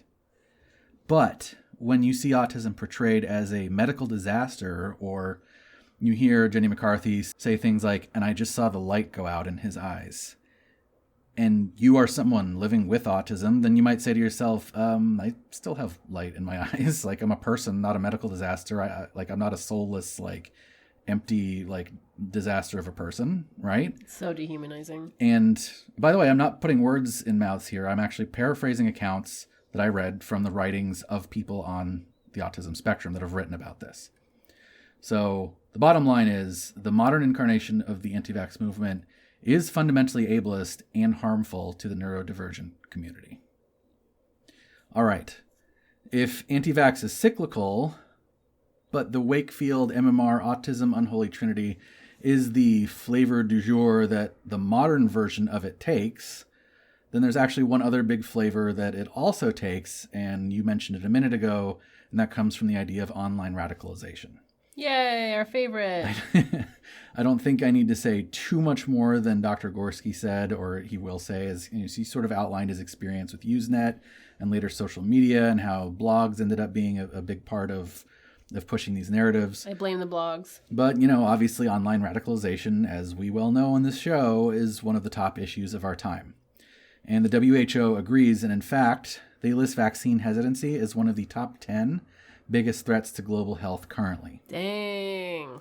And I will add to this point about online radicalization that, this is part of why all this stuff sort of ends up like mushing together with things like QAnon and anti-maskers, right? Like that's why it all mushes together, is because everybody's online and they're all getting radicalized into the same sort of like conspiratorial framework.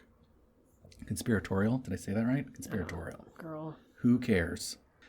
Although I'll also say that the anti-masker thing is not just because it's online. I actually think there's an additional element there, and it's because anti-vax and anti-mask folks who share the same ethos that personal liberty is more important to me than pro-social behavior are, of course, they're going to be the same people. Right? The same people that say, it's more important to me to have my liberty about not taking a vaccine than it is about like whether I'm, helping my fellow citizen by contributing to herd immunity, is going to be the same person that says, don't tell me to wear a mask, even though it helps my neighbors out. Right. It's the same mentality.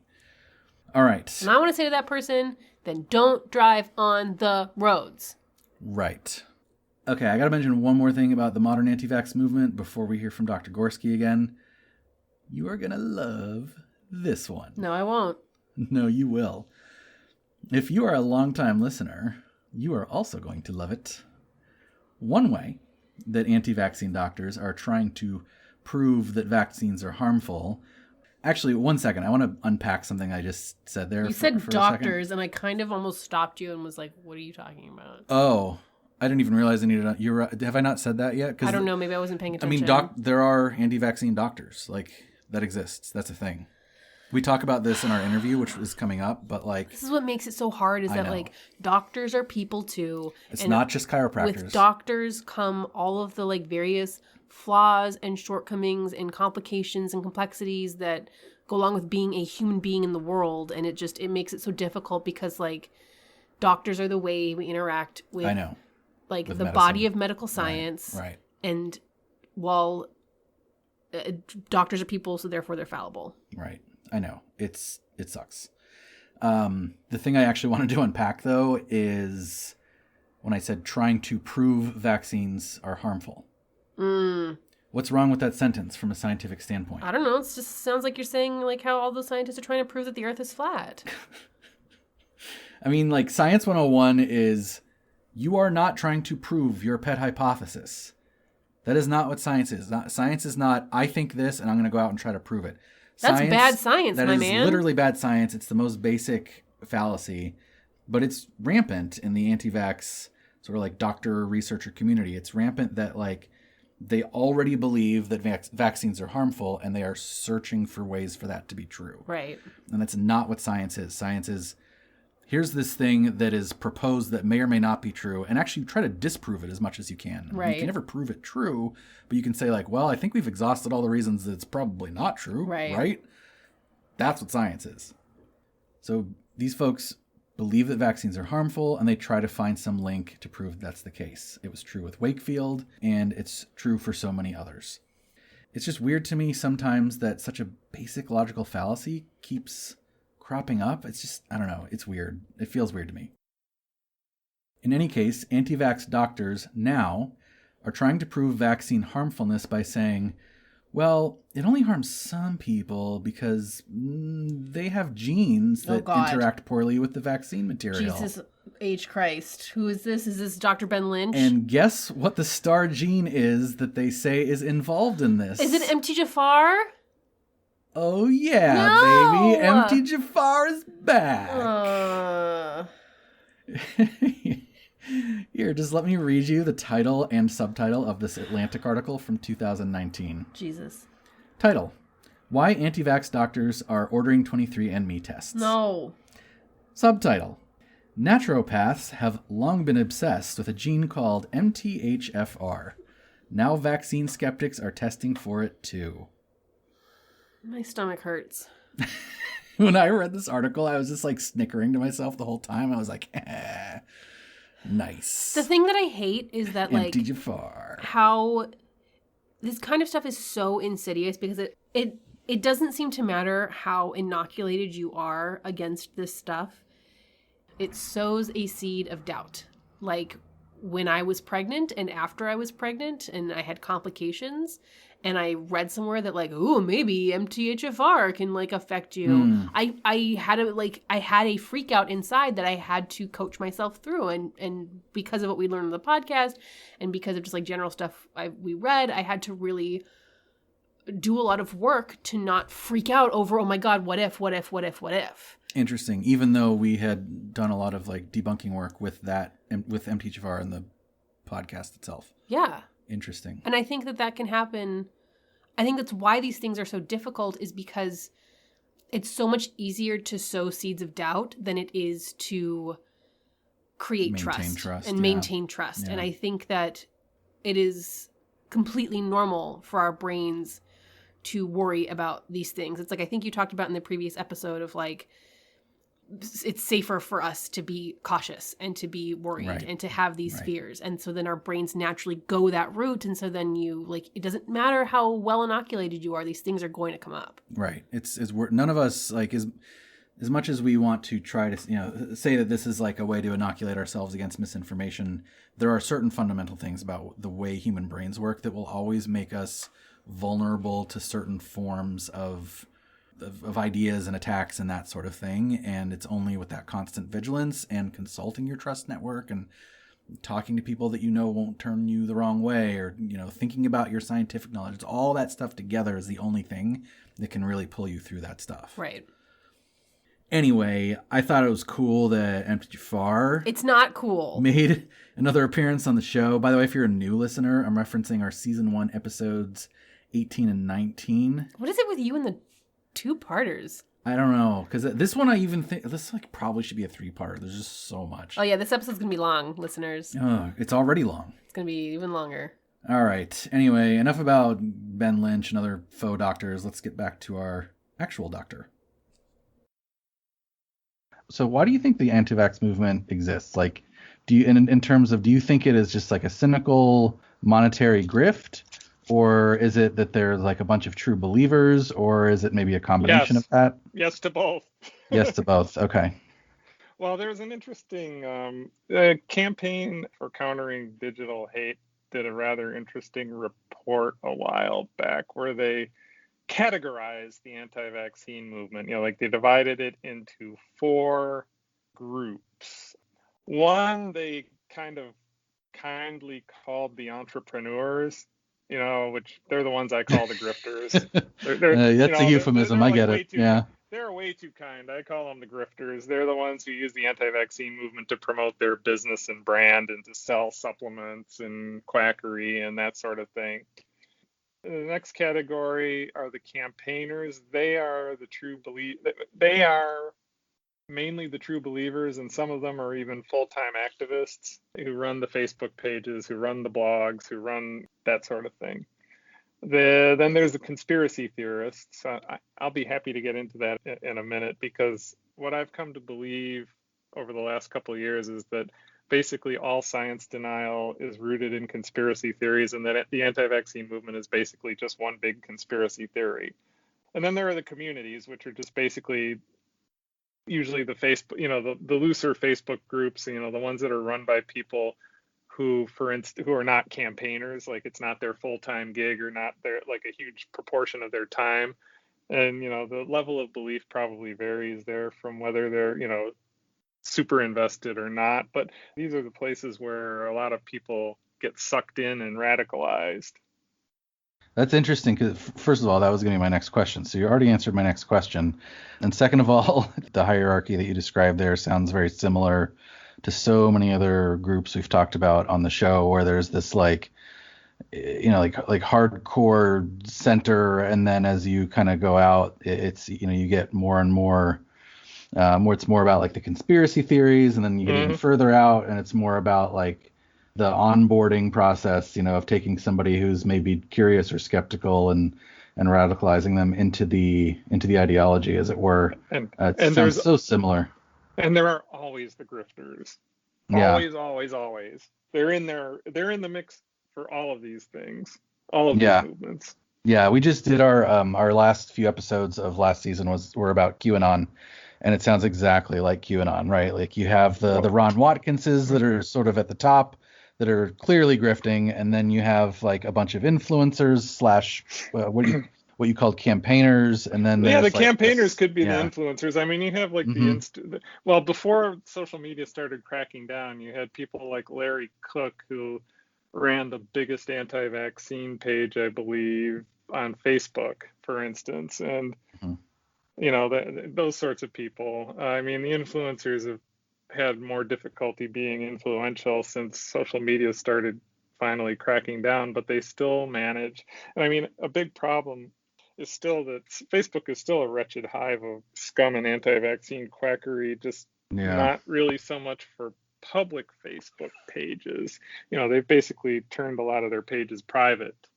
Facebook, I don't think, really takes as close a look at the private pages because they're just viewed as like groups that the public can't see. So I just want to stop here to talk a little bit about the categories in particular that he talked about. I love that he had those like he had it like ready off the top, right? Yeah. He, by the way, I was on video with him, so he didn't, he wasn't like looking anything up. It was off the top of his head. Man. The CCDH, the Center for Countering Digital Hate, by the way, is a very good organization. Definitely in my trust network, should be in yours too. And they do a lot of good research and publishing on anti-vax. And this is one of the like most useful things I think that I've seen from them. And again, we talk about this in the show a lot. And I mentioned it with Dr. Gorski too, like how similar this is with QAnon, how similar it is with MLMs, right? With MLMs, you have like the top of the pyramid, you have, the DeVosses, right? And then you have a few steps below that, you have like the king influence, you have like the people that are sort of like at the top of the Amway pyramid, right. And then you have like a bunch of people at the bottom who are like interested in selling MLM, but aren't necessarily hardcore about it. Right. So I feel like there's this concept of like having these different levels of hardcoreness and different levels of identity and motivated reasoning. And the further up you go, the more of that you have. Right. It seems to be very common. And I like the categories that the CCDH has here, right? I like there's like people that are in it for the money. Then there's people who are true believers and they're pushing the narratives. And then there's sort of like, he called them conspiracy theorists, who are sort of maybe like the mid-level guy. They're like the breadcrumb bakers, I think, in QAnon. And then there's so how the bakers were like one level up from the they were like the finders. Mid-level, yeah. And then there's just like lurkers. There's like people who like read the stuff and like follow it, but they're not really like participatory. I just think it's a really useful way of like categorizing it. And that's why like when we're in this episode, I'm trying to be careful with my language. I think I'm failing pretty radically at it, but I'm trying to be careful as you do with most things. Yeah, I'm a huge failure is the thing. As kind of like Andrew Wakefield. If you've listened to this show, you know what a huge failure I am. But yeah, like I try to say anti-vaccine influencer when I mean that, or anti-vaccine doctor, or anti-vaccine leader when I'm talking about Andrew Wakefield, versus people listening to this might be just like nervous about vaccines, or harboring some doubts based on something they read, or I don't know, you saw some like scary headline about Johnson & Johnson and now you're like, ugh, right?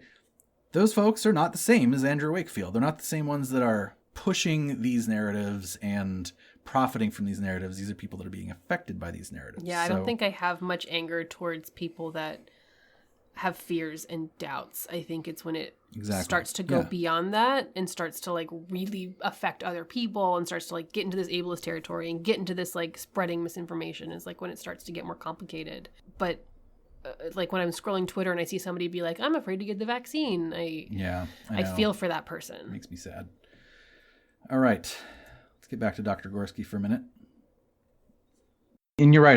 I wish that they would take more action on that, because it's every bit as dangerous as something like QAnon. Well, So my people next wonder question. why. I was going to say I can't resist here, but people wonder why QAnon, why anti-vaxxers so rapidly fused with QAnon.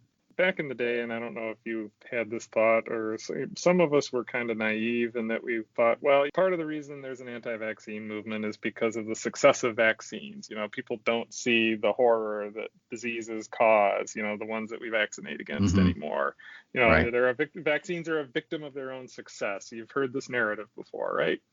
So the thought was, well, if there was ever really a big outbreak or a big pandemic that was causing mass death, this stuff would rapidly go away or be marginalized, or the anti-vaccine Yeah. movement would exactly the opposite happen. Yeah. Yeah. That is surprising and depressing, I guess. Well, it's not so Yeah. surprising if you look at the anti-vaccine movement as very much like QAnon. I'm talking pre-pandemic. It's a Right. conspiracy theory movement, and I'm going to make the argument that all science denial is rooted in conspiracy theory, but especially the anti-vaccine movement. I once wrote about something I like to call the central conspiracy theory of the anti-vaccine movement, and you can probably guess what it is. It's the idea that vaccines are harmful and don't work, but that quote unquote they, and the they being the CDC, doctors, big pharma, the government, etc., don't want you to know about it and are suppressing the evidence that they're harmful. And the two major anti-vaccine conspiracy theories that I've dealt with over the years, the first one was promoted by Robert F. Kennedy Jr. in 2005. In 2005, I made my first big splash as a blogger. Like, I had the first post that I ever did that went viral. And it was in response to Robert F. Kennedy's article that was published, believe it or not, simultaneously in Salon.com and Rolling Stone, called Deadly Immunity. It was basically promoting the idea that mercury, which was part of the thimerosal preservative that had been used in several childhood vaccines until around 2001, 2002, when those vaccines were pulled and thimerosal-free versions offered, that the thimerosal in vaccines, that the mercury in vaccines was the cause of the quote-unquote autism epidemic. All right, so we're going to hear Dr. Gorski in a little bit talk about some of the central conspiracy theories surrounding vaccines, but he talked about what he says is the central theory. He's going to go into a little more detail about other sort of like central-ish theories. But before we get to that, I wanted to there's several things that have been talked about that I want to add to. First of all, I don't know if this is like a counterpoint that I want to make, but I want to talk a little bit about the whole like vaccines are a victim of their own success thing. And he mentioned that we thought that was the case, but oh no, COVID came along and it only inflamed anti-vaccine, rhetoric and activity. And so that sucks, right? Yeah. And it does suck. However, I want to point out a few things. We don't quite know what the actual uptake of vaccines will be, because it hasn't happened yet. Like we're not at the end of it yet. We're still we're still very much in the middle of the vaccine rollout. And yeah, totally. There was like, as we mentioned on the QAnon episodes, the pandemic threw gasoline on the QAnon fire. It also threw gasoline on other similar fires, such as Antivax. But there's a big difference between online rhetoric and real world decisions. Yup. And even though a large chunk of the populace has said in polls that, I won't get the COVID vaccine, there's also a difference between intent and action. So I'm actually very curious to see how it plays out in the real world.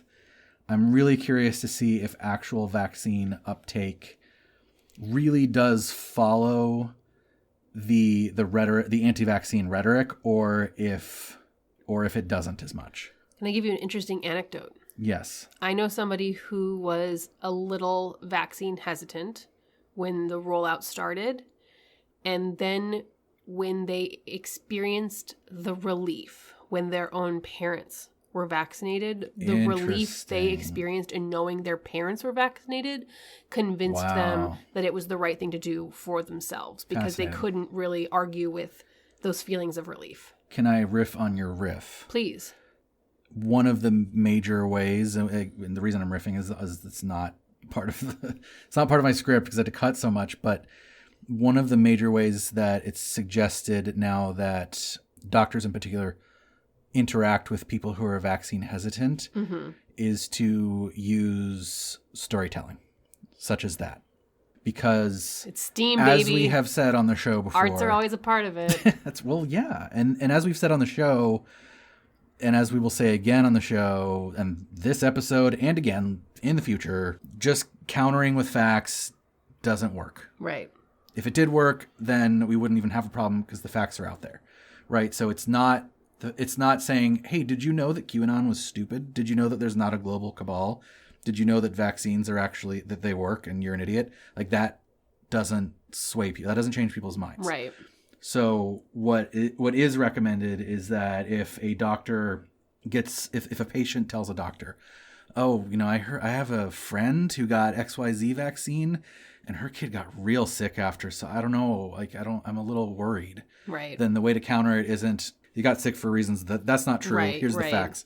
A better way would be to say, like, well, actually, I have my own story of this person who got the vaccine and they felt just fine. Right. And I have another story of somebody who didn't get the vaccine and got the disease and it was way worse. Point is that sort of that storytelling element compels people more. And this is something I've been thinking about a lot, actually. I think for those of us who grew up pre-internet, who have experienced the world, like, and that's like, half of millennials and like Gen Xers and whatnot. Right. I think we sometimes get frustrated that like the facts don't win by default anymore. Right? God damn it. Like, we live in this world where facts and objective reality is just one more viewpoint online. Right. And I think that we get scared and frustrated. I think that, and I've been sort of coming to this conclusion more and more lately, is that that's something we sort of need to like accept as the new reality. And then turn our attention towards, well, what does work? If we think that facts and objective reality are important and will save us, then we need to actually fight for it by being good communicators and good storytellers. Right. And understanding that we're in that environment, that we're not in an environment anymore where we can just sit by and be like, oh, yeah, QAnon, that'll die out because it's complete rubbish. I think it's also because we live in the post-internet era, we as a society also have better access to facts. And so it's like the disparity is even more apparent. Like, think about the thing I told you earlier about Olestra. Mm-hmm. Like, everybody thought that the objective reality was that Olestra made you shit your pants. But because we didn't have the same, like, access to facts, it was, like, not really an issue. And also it wasn't COVID. The last 2 to 3 minutes of this podcast is the exact brand of Culture Just Weird. It's talking about online radicalization, facts, science, and shitting your pants. Well, yeah. That is what we are about here at Culture Just Weird, you guys. So I hope you remember in the future, if you need to tell a story about how vaccines are safe to somebody who is legitimately anxious or afraid, remember, Olestra doesn't make you shit your pants. There you go. That's the key. Can I tell you one more interesting anecdotal vaccine COVID story?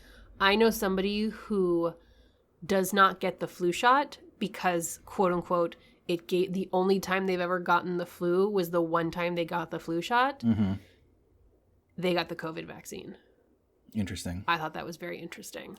Well, and remember when we had dinner with those friends of ours in Orlando and they talked about how they knew some folks that were like kind of fringy in terms of being like nut jobs and they still got the vaccine. There's other people in my life who I thought would have more hesitance than they have. There's other people that espouse some beliefs that are questionable at best, and they got the vaccines. So there's people I know that literally were anti-COVID vaccine in September that have gotten the vaccine now. So all this is to say, going back, bringing it all back, I am not yet sold that this whole like we thought vaccines were a victim of their own success, but turns out that that's not true.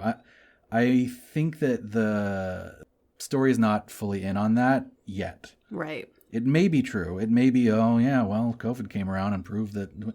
But I think that actually we might see that more people get vaccinated with COVID than we might expect otherwise, based on if you're a person that spends a lot of time online and interacts with vaccine skeptics a lot. Especially with the social pressure of putting it on your dating profile, or Right. with the, like, you can travel if you have your vaccines. Like, Right. with those things in place, I think people who are like on the fence or slightly hesitant are going to be pushed one way. Yeah.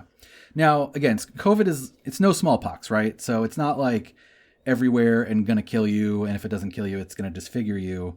So, like, you know, it's possible that also contributes to this, like, vaccines are a victim of their own success. Just kidding, they're not. I think that might also have something to do with it. Is it like COVID is like this nebulous sort of like you only have a 1% chance of dying, and not Right. everybody knows somebody that went through it, or, you know, whatever. And remember, people don't make decisions based on the magnitude of the consequences, only the chance of the consequences. So if you hear, you know, 1% chance of death from COVID, then, you know, maybe that will contribute to some vaccine hesitancy more than we might think.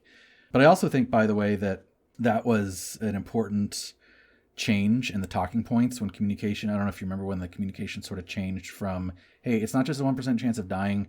There's also like a much higher chance of some sort of like complication happening that you don't want to have happen. Right. Because again, people don't care, I could die. People care about, 1%, that's small. I also think that there's probably some overlap between the folks who believe it's all a hoax and not real and some anti-vaxxers or vaccine hesitant people. Absolutely. Because then they're making decisions on different information than we are. Right. They're saying, like, why would I go do this thing that's going to insert a microchip in my body for something that's not actually real? Right. All right. Anyway, all that said, even if I wind up being right and there's more vaccine uptake for COVID than the internet surveys show, the discourse around COVID has definitely been infected by talking points from anti-vax influencers. So that part is still true. Now, I will also add, I think Dr. Gorski is totally right, obviously, about anti-vax as a conspiracy theory. There has to be a motivated reasoning behind the theories that they have, because otherwise, how could vaccines be harmful unless there was a shadowy group hiding the fact that they are? Right. It's got to go all the way to the top. That's right. And we've seen that again and again on the show with all sorts of quackery, textbook motivated reasoning. And then the last thing he talked about before this latest interjection here was thimerosal. Last episode, we talked a little bit about vaccine preservatives, and that's what thimerosal... Okay, by the way, do you know that I've always read that word as thimerosal? I know that it's thimerosal, and people say thimerosal, but like I read it as thimerosal. Right. Why have you had experience with reading this word before researching this podcast? Well, I mean, I've read about it before, just in researching anti-vax stuff. I probably came across that word and my head went and then kept moving. That's weird because it doesn't even have a P in it. Yeah, but you know when you see a word that you just like aren't going to take the time to figure out how to say in your head, so you just make a noise in your head and move on. Yeah. Well, I did that, except I switched the consonants. Anyway, it's not thimerosal, it's thimerosal. Good job. And it is, or I should say was, a preservative used to keep some vaccines shelf-stable, most notably the MMR vaccine. And this is one of the things that the modern anti-vax movement keyed on as a possible cause of autism, as Dr. Gorski mentioned. After all, thimerosal decays into a mercury compound, and we know mercury is a bad thing to have in your bloodstream. As the reasoning went for anti-vaxxers, since we know that vaccines cause autism, maybe we can prove the mechanism must be thimerosal. And again, note the trying to prove problem here. It's the same problem with the flat earthers, man. Never mind that the effect that you're trying to find a cause for has been debunked many times over, this vaccine autism link. Or actually, hold on, let's be generous. So the worries about thimerosal are pretty old at this point, right? There's basically as old as the Wakefield study is. So let's just assume that instead of ignoring the science that there is no link, the thimerosal people are instead jumping to the conclusions that additional studies will just verify that there is a link, right? Because at this point, like, let's pretend that we're in 1998 and the only information you have to go on is this Wakefield study in the Lancet, and there hasn't been additional studies to try to verify or deny that, which will eventually end up denying it. Right. So they're jumping to conclusions that the science will say that there is a link, and then they're saying, well, maybe it's the thimerosal. Maybe the mercury in thimerosal is causing autism. However, this was also found to be untrue. The amount of mercury that you are exposed to as the result of the vaccine is far, far less than it would take to amount to any kind of poisoning. However, as Dr. Gorski mentioned, out of a, quote, abundance of caution, and that word will come up again, it's already come up with, that's the words they used for Johnson & Johnson taking it off the market, and that's the words they used for removing thimerosal from vaccines. Out of an abundance of caution, the U.S. Public Health Services recommended that different preservatives be used in vaccine manufacture, and thimerosal was phased out of use entirely. Copy that. The anti-vax community, of course, regarded this as a success, except there wound up being a bit of a problem for them. The thimerosal was all gone, but autism diagnoses still kept rising. So we didn't mention this, but Dr. Gorski said the words autism epidemic, quote unquote. This is one of the pillars of proof for the autism caused by vaccine folks. Right. One of the pillars of proof is that autism cases keep rising year after year. And why is that happening if vaccines aren't causing it? It just makes me so frustrated. Because even though I don't know why that is, instead of going like, well, that sounds reasonable, anti-vax people, my brain can figure out like 4 or 5 different reasons why that might be happening. It's so interesting that it's like, it always comes back to the vaccine, right? There's not like, could be this, could be this, could be this. We don't know, which is like in the real world. Right.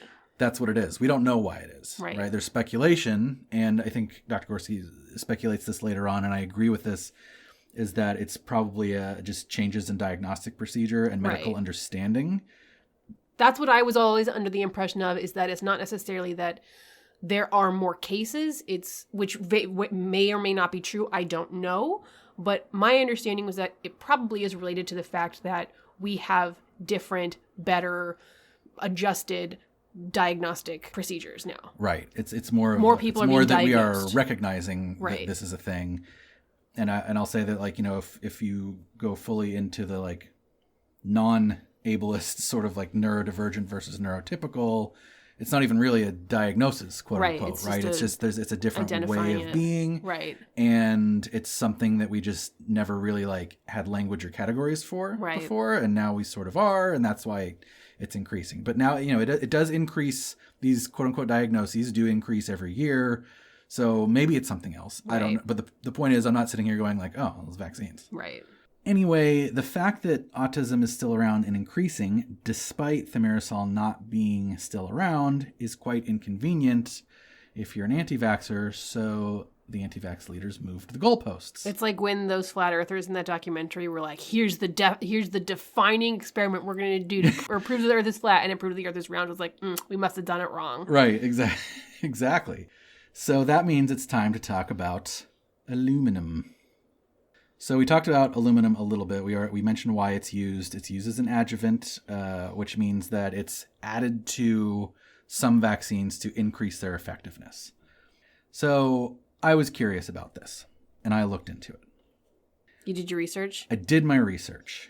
And actually, one of these things that I want to talk about actually before I do this is when I do research for these things, for these topics for the show, particularly when it's something I like know that I'm going to be biased against, I do try to steel man. I don't know if you've heard steel man. No. It's basically the opposite of straw man.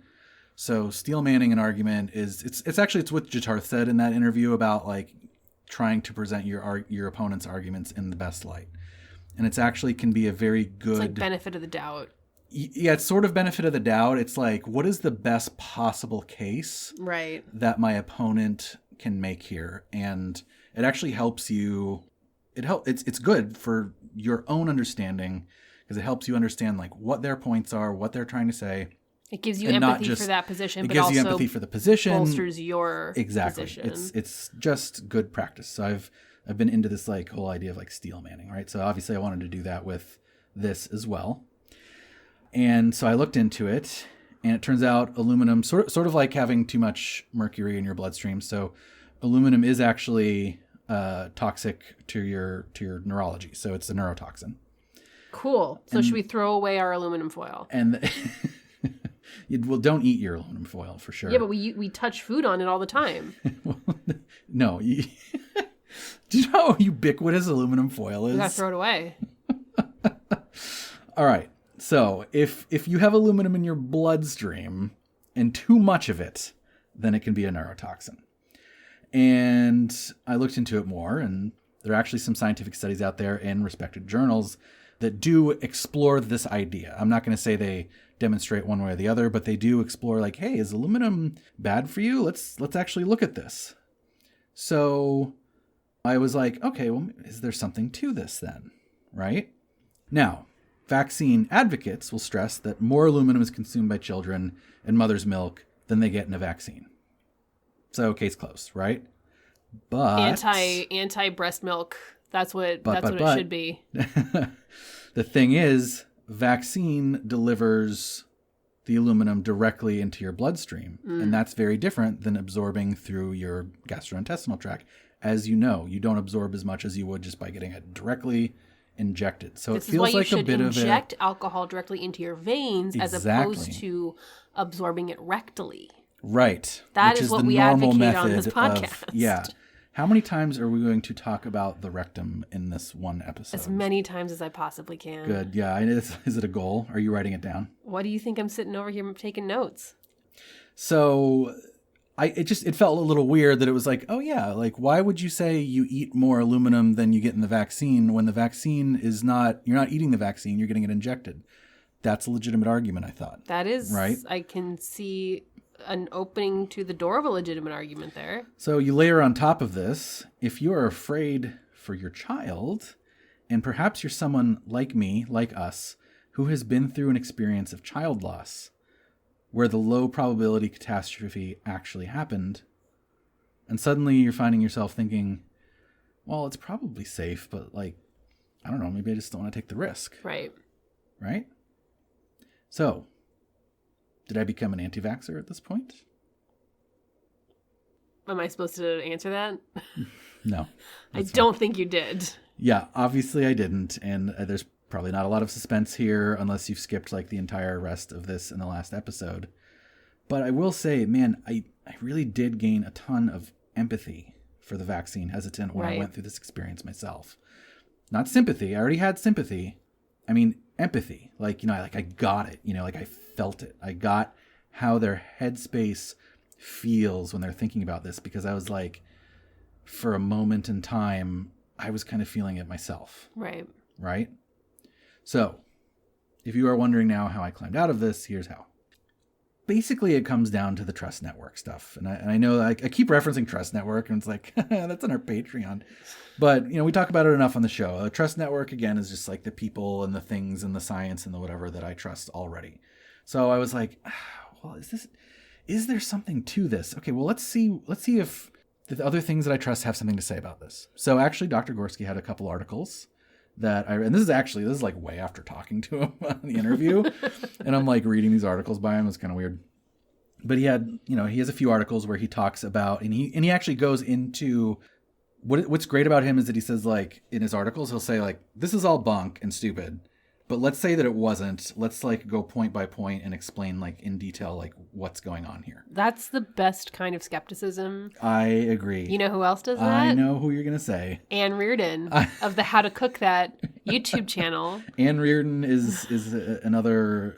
she is in my Trust Network for 100%. Sure. What she does is she debunks food hacks. Like Aren't we viral gonna food hacks. I really want her on the show. I want her on the show real too. bad. This is just a little taste. She debunks viral food hacks by going through and treating them as if they're real, and then demonstrating what actually happens, which sometimes is quite disastrous, but always funny. Go check out Anne Reardon and How to Cook That. You'll be entertained. So what I really liked about this is, like, remember I was saying, like, I read some actual, like, real studies. And so Dr. Corsi talked about, like, okay, here's how this study was conducted. Here's what happened with it. And actually going into the context of, like, who did the study and blah, blah, blah. So that helped. Then I also went to another person who is a famous sort of vaccine advocate. We mentioned him on last show, Dr. Paul Offit.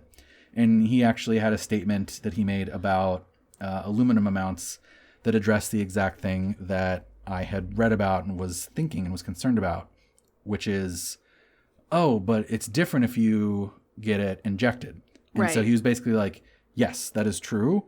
Even so, if you take the amount that a baby intakes when they eat and you adjust for the fact that they only absorb X% of it, right, it's still more than is in the vaccine. Dang, good to know. So he addressed that exact thing. So that was another thing that I read. And then the other thing is that I sort of was realizing some of the stuff that we've been talking about on the episode now is that the science was still being worked on. Just like with the other vaccine incidents, like with the DPT scare and the MMR autism scare, right? Both of those ginned up additional studies about, well, like, okay, well, there's a scare. Should we look into this? Let's look into it, right? I feel like that's kind of what was happening with the study that I read about aluminum, right? It wasn't like, there wasn't like, oh, well, it's definitely fucked, or like, oh, it's definitely safe. I mean, there's a lot to suggest that it is safe based on the fact that it's been used for hundreds of years and all the other things I've already talked about. But me reading a study where like scientists are going back and forth about like, well, I tried this and this happened and then we know this about this and it does this to neurons doesn't mean anything. Right. like it's not, it's in progress science. So like, you know, if somebody finds like, well, under these circumstances and this particular thing, like aluminum could fuck you up if this happened, then maybe eventually there would be some actionable insight from that. Right. But you don't necessarily get actionable insight as a layperson, even a very scientifically literate layperson such as myself, from reading one of these studies. And that became very clear to me there. Right. And then this is also when I dug around and discovered what's called the GACVS, or Global Advisory Committee on Vaccine Safety. Essentially, the GACVS, you can't pronounce it. But it's essentially, it's a WHO, World Health Organization, WHO created committee whose sole goal is to be vigilant about vaccine safety. This group investigated aluminum adjuvant safety, and here was their finding, and the following quote is going to be the last paragraph in a larger article they published about aluminum safety in vaccines. Quote, "From the most recent evidence available, there is no reason to conclude that a health risk exists as a result of administration of aluminum-containing vaccines, nor is there any good reason for changing current vaccination practice. The GACVS will continue to review the evidence that might emerge from ongoing studies." End quote. And the key thing to remember here is that this is a committee established by the WHO to be independent and like almost adversarial in terms of vaccine safety, almost like a vaccine ombudsman, like they're supposed to track this stuff down. Right.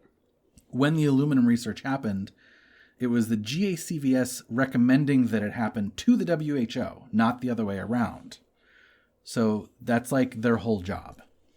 Here's the way the group describes themselves. Quote, "The GACVS is a scientific advisory body established by WHO to provide a reliable and independent scientific assessment of vaccine safety issues in order to respond promptly, efficiently, and with scientific rigor to such issues.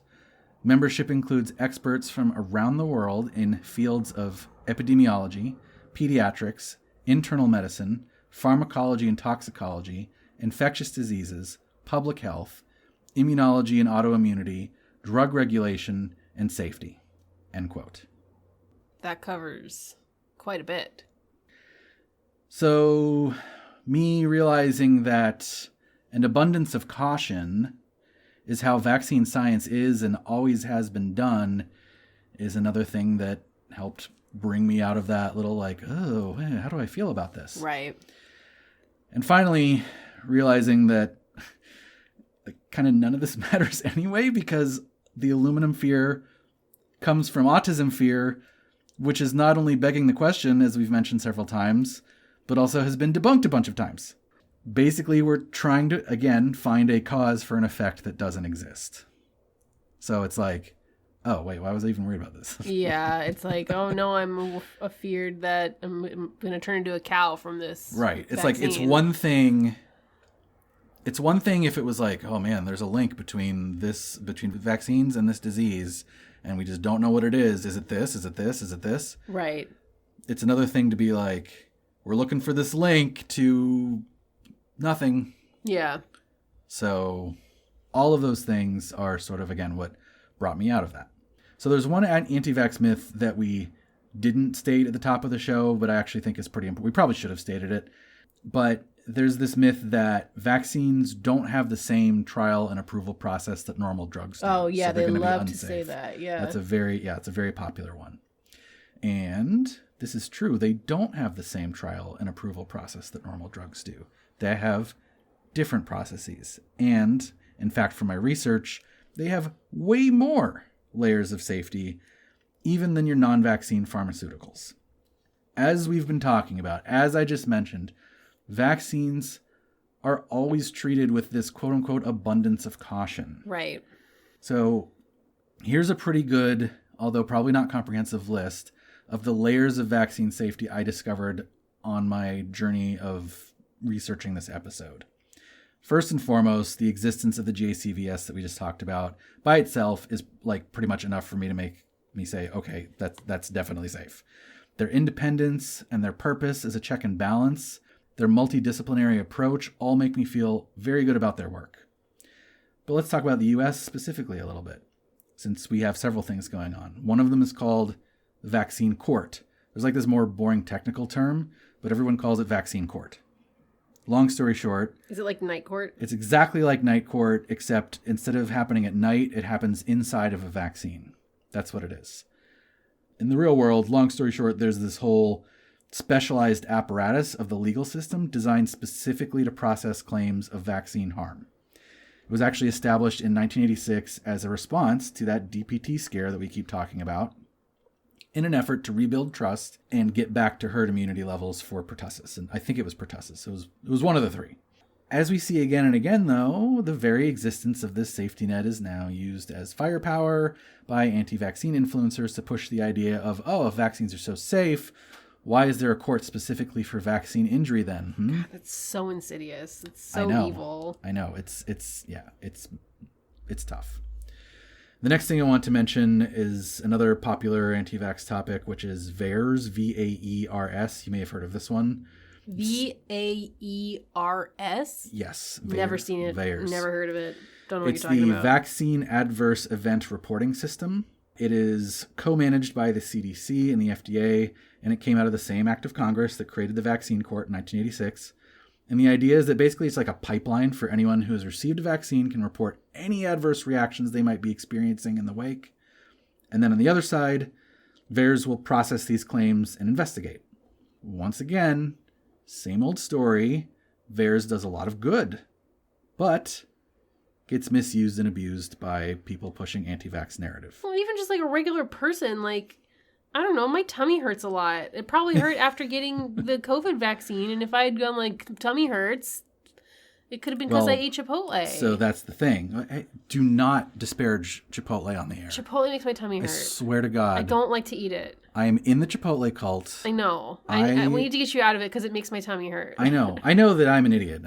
That's true, actually. So, the thing is that VAERS actually has helped identify problems. And, like, that can be problems with, like, we've used our statistical analysis to identify this specific batch that has, like, some issue with it, or in this specific region, or with specific vaccines, whatever. It's a great tool for monitoring the effectiveness and safety of public health. Yeah, I'm super down with that. Yeah. It's just unfortunate that it gets used so heavily to promote the idea that vaccines aren't safe. Because it's so easy to look at the numbers of reports and say, holy shit, that's unsafe. There's like 5 million reports on this thing for this vaccine. Maybe it's because those 5 million people ate Chipotle the same day they got a vaccine. Exactly. The fact is, the vast, vast majority of VAERS reports are not actually related to the vaccine. It's just like... They're just all related to Chipotle. It's just coincidental. It's, all these people had Chipotle or, whatever. Chipotle. And it's the Chipotle epidemic. Chipotle has aluminum. You heard it here first. But the point is, there's symptoms or experiences that happen at similar times to when they had the vaccines. And so, I guess I should report it. It's like all the people being like, oh, the flu shot gave me the flu. Exactly. No, it didn't. It's like, it's that if you like threw them all in a bucket and said, look, there's 5 million as an anti-vaxxer, right? So the only way to get a signal out of that noise is to use statistics, right? You can't look at those numbers and say, oh my gosh, look at all of them. Like, you actually have to say, like, you have to use statistical methods to say, like, oh, there's actually a signal in this noise over here in this community. Like, maybe we should look into that a little bit more. Okay, but there's lies There's damn lies, and then there's statistics. Not getting into that. That's a whole nother discussion. So the CDC also co-manages two more things, the VSD and CISA. I'm just going to let these descriptions speak for themselves because I'm lazy. These are both from the CDC vaccine safety website.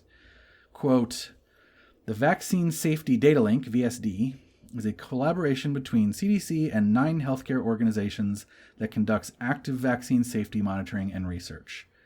And, quote, the Clinical Immunization Safety Assessment, CISA project, is a partnership between CDC and 7 medical research centers that provides expert consultation and conducts clinical research on vaccine-associated health risks. I'll stop listing stuff now, and I'm probably missing stuff, but the point is, vaccines have layer upon layer upon layer of safety nets. And folks, I have to say, it is this abundance of caution and these multiple layers that make me feel extremely confident in getting vaccines for myself and hopefully one day for my children. It's a bit of a paradox, I know, just like we've talked about with the J&J vaccine today. On one hand, the abundance of caution engenders bad communication and creates negative impressions and anxiety, and that all fuels anti-vaccine sentiment, which is itself dangerous because when people don't take vaccines, it damages herd immunity, as we've talked about. On the other hand, it's also a part of why vaccines are so ridiculously safe.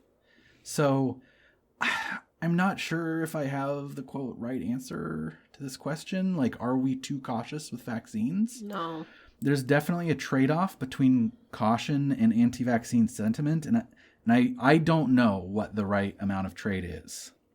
But I do know that we skew very heavily currently towards caution, and while it sucks that does create vaccine hesitancy in the larger population, I know for me at least, it makes me feel extremely safe. Me too. So the conspiracy theory here was what I like to call the Simpsonwood conspiracy theory, because in 2000, the CDC, in response to growing concerns about mercury in vaccines, the CDC convened a conference at the Simpsonwood Conference Center, which is, I guess, in suburban Atlanta, not too far from the CDC. And there they talked about some studies, and one in particular where the raw epidemiologic analysis showed a seeming correlation between, the thimerosal-containing vaccines and autism. But it's a correlation that went away when they started controlling appropriately for confounding variables. And a whole transcript of this thing, which is like 100 plus pages, was published. So it's not like this was something, even though the anti-vaccine movement portrayed this as some sort of secret meeting, a month later they published the entire transcript of the meeting. But anti-vaxxers portrayed this meeting as being there to find a way to cover up that initial finding. Never mind that what was happening was it was just being corrected with appropriate analysis of the data. I mean, epidemiologic studies, when you do the raw analysis without correcting for confounders, you will quite frequently find spurious correlations, which go away when you start controlling for things that might have influenced that correlation. So that's the Simpsonwood conspiracy theory, and that was like the heart of RFK Jr.'s article in 2005 was that the Simpsonwood conspiracy theory, that he basically sold that. Now, fast forward 9 years later to 2014, and maybe you've heard of this one, the CDC whistleblower. This is the first anti-vaccine conspiracy theory that I followed, blogged about, and watched be born in real time. Basically, there was a disgruntled CDC scientist who was involved with the publication of an article on MMR, vaccine, and autism, an epidemiologic study done using data from Georgia. And to make a really long story short, it's the same damn thing. The initial analysis of the data set suggested that there was I believe it was 4-fold elevated risk of autism in African American boys related to the MMR vaccine. Now, at the time, I couldn't help but be a bit sarcastic by saying, this study basically proves Andrew Wakefield was wrong, because even if this is true, and there's this elevated risk in African American boys, It shows that the vaccine is safe for everybody else. So, right. Of course, when you look at it, it's the sort of correlation that went away again with appropriate control for confounders. It was also based on a very small subset, a small number of cases. So even if it hadn't gone away, it could well have been spurious, and especially if you put it in the context of all the other studies, all the other science, you would have probably been able to safely conclude that it was spurious. In any event, for whatever reason, the CDC scientists started, William Thompson started a series of phone conversations with a biochemical engineer named Brian Hooker. Brian Hooker had become anti-vaccine because his son had autism, and he came to believe that vaccines had caused it. It's unclear why Thompson reached out to Hooker, but Hooker recorded the phone calls secretly. Those phone calls became the basis for the conspiracy theory because basically, again, Thompson was disgruntled. He complained about all sorts of people in the CDC.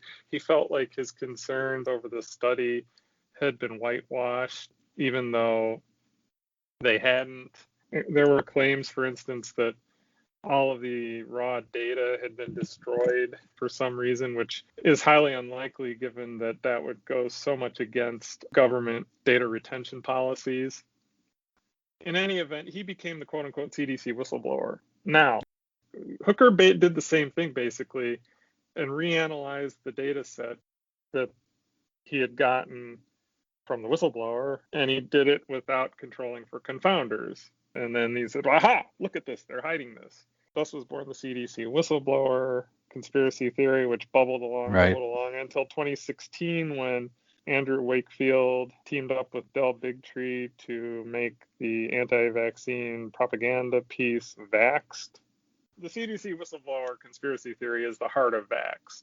And it's kind of funny because what happened is the existence of this channel of communication with the disgruntled CDC scientist came out too soon because for some reason Hooker let Andrew Wakefield know that he was having conversations with Thompson, and Wakefield couldn't keep his mouth shut and made a video about it, including excerpts from the recorded phone call, calls. And that kind of blew it up. And then the anti-vaxxers started pushing it. Thompson lawyered up and hasn't been heard from since. So we're going, we're well over 6 years since this happened. There you go. It took on a life of its own. And so that sort of supplanted the Simpsonwood conspiracy theory as the main one. The main one is like, this is, this one now is the main one. I'm sure that something related to COVID will likely supplant this one, but they're all of the same form. They're all pandemic, right? They are always of the same form, that vaccines are horrible, but that the CDC, government, doctors, big pharma, etc., are covering up the evidence about how horrible they are. Yeah, and this is always, it's the same. It's the central conspiracy theory of the anti-vaccine movement. Yeah, and which brings me back to conspiracy theories in general for science denial. And I like to think of it this way. So let's say you're denying some well-established piece of science. Let's say human-induced climate change, or that vaccines are safe and effective, etc. Whatever. Evolution, that too.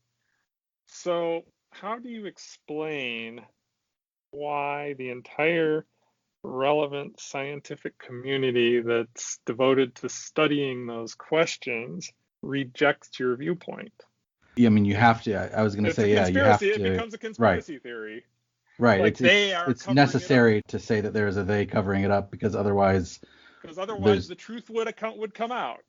And you can find this pretty much in any science denial. I always hesitate to mention this next one because the association causes, cranks try to use the association to say that, oh, you're calling me a Nazi. No. But Holocaust denial is a perfect example. It's all a conspiracy by, the Jews and et cetera to cover up that the Holocaust wasn't that bad, didn't happen or whatever. Right. In the case of QAnon, it's like the MSM is covering things up and they won't tell you certain things. And Or the deep state. It's the deep state. The deep state. Yeah. Yep. Another thing I wanted to comment, so that makes, by the way, that makes a ton of sense to me, that sort of all medicine quackery must funnel into a conspiracy theory because of that central need. Cancer quackery too. There's a cure for cancer that they are keeping from you, which Right. has always been ridiculous. That's been the most ridiculous one to me, because almost everybody has had a family member die of cancer, or cancer is so common that so many of us will get it ourselves before we're through on this earth. Can you really believe that, for instance, high-ranking big pharma employees, if one of their family members or friends came down with potentially deadly cancer, would hide the existence of a cure for that cancer for whatever reason? You know, the men in black come and take them away. That's obviously the neuralizer, right? Yeah. One of the other things I wanted to comment on too about what you were saying. So what you were talking about with Simpsonwood really recalled to me this article I had read.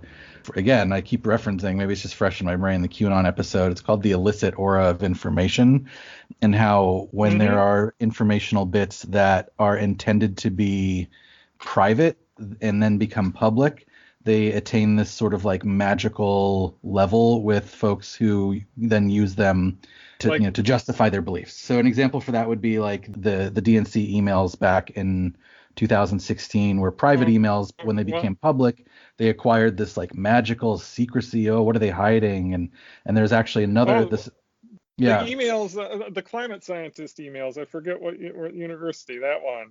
Yeah, so I was just going to mention that climate. I think it's been referred to as ClimateGate, and there's a 2009 I don't remember research where unit. the email. I don't remember what was it. Oxford? It was someplace in the UK, I thought. Yeah, but it sounds to me it reminded me of that too. I'll look it up for the show because I don't want to look it up while we're talking here, but it reminded me of that too. And so then the exact same thing basically sounds like it happened with the vaccine, if anti-vax, is that there was this quote unquote secret conference, which wasn't really secret. It was just a private gathering of scientists. Right. And I mean, they published, the CDC published the transcript of the meeting. It's like 100+ pages long. I read the whole damn thing back then. Yeah, it's really interesting. I'll send you this link too, because I really love the article. It's actually true for the CDC whistleblower too, because there's this cache of documents that Thompson gave to a Congressman Posey, Florida. I don't think he's in Congress anymore, but he was back then, proving the conspiracy. Now, a pro-vaccine autism advocate blogger, what this blogger did, they contacted Bill Posey's office, and someone sent them a PDF of the documents, which he spread around, and we all went through it. And there was nothing there, and it was a pain in the butt, but we were able to ascertain that there was no there. So one of the things that scares me the most about anti-vax, and actually like a lot of the other topics we've covered on the show, scares me about as well, is that there seems to be like a lot of quote like legitimized experts that promote this stuff. So like actual MDs and PhDs, and we've seen it in other places where there's like university tenured physicists that promote quantum flapdoodle. And we had an episode about there's actually a guy that's an accredited university professor, psychologist, and he is working on building a phone for talking to dead people. But he's like, I was unaware of him. No, this is true. I mean, Gary Schwartz, yeah. I could rattle off name after name after name of anti-vaxxers who have MDs or PhDs. Yeah. The last time we spoke, actually, you had a really good phrase for this. You called it the Nobel disease. Yeah, and you said that having intelligence and creativity is just a totally different mental skill set than something like critical thinking. So I guess that's just the question I want to ask is, if as an average person, you're trying to sort fact from fiction online, what do you do when you run across these grifters that have these letters next to their name? My answer today is probably different than what my answer would have been a few years ago. One thing I've been moving towards advocating is, in terms of critical thinking, is that people need to learn the characteristics of conspiracy theories and to recognize them when they see them. So if you see someone, regardless of the letters after his or her name, making arguments that are rooted in conspiracies or in conspiracist thinking, that should be a huge red flag. As I like to say, they get my skeptical antennae twitching. that's one. Obviously, others are, well, is this person actually a vaccine or infectious disease expert? You will find that almost never are they. They're almost never, Right. experts in the relevant field. You also have to realize, and I sometimes get some blowback from this, but in terms of the physicians who are anti-vaccine, most physicians are not scientists, nor do they need to be good doctors. You need to be, you need to understand the science. You need to know how to apply that to clinical care, but you don't really need to be a scientist in terms of forming hypotheses, understanding how science works, how hypothesis is tested and moves on. I mean, I wish that weren't the case, but on the other hand, a lot of what we do in medicine is somewhat protocol driven, but it's also, I like to say, or like Steve Novella said when he named the blog Science-Based Medicine, medicine should be based in science, but it's not a science. I mean, the reason, part of the reason it's not, well, I like to liken medicine to engineering. Right, that makes sense. Because, engineering is applied science. But medicine, it's even a little hazier than that, because a lot of things affect how you treat an individual patient other than just the science. Their situation in life, their family, their personal risk factors, their desires. You can present two options. You can say this option is like maximum aggressiveness, and you could present two options that could be supported by science, but patient in the end gets to choose. And so, in other words, patient values. What does the patient value? Right, that's really interesting. So like you could have a cancer patient who's got a nasty cancer that has maybe a very small chance of survival. Be like, okay, do you want to go all out, or do you want to do this and like maximize your quality of life for as long as possible? That's a value judgment. You can justify both courses based on the science, but it's a value judgment over which one gets picked. That is really interesting, and that's a good, going back to what you said about, I recognize that when you said like the skepticism antenna or whatever, because like I feel like most of the time now when it's kind of weird, it's kind of counterintuitive, but most of the time when I have that experience, I sort of have that gut reaction first, where I'm like, I'll read somebody that seems legitimate, and then I'll read what they're saying, and then I'll kind of go like, wait a minute, what? That doesn't feel right. There's something smells wrong here. Well, another thing, it's not just conspiracist thinking, because some of these docs will not, in their public utterings, let their conspiracy freak flag fly, but they will often use fallacies of logic and argumentation. So that's like another thing you need to learn to recognize. Now, one of the hardest, though, to recognize if you're not an expert yourself is cherry picking. Like if you don't know the literature on a topic, you will have a hell of a time recognizing whether the citations being used to justify an argument are representative of the scientific consensus of the field. Right, it's a big problem with the climate denial. Anything in medicine too. Sometimes I don't even know, and I have to like ask around and look into it.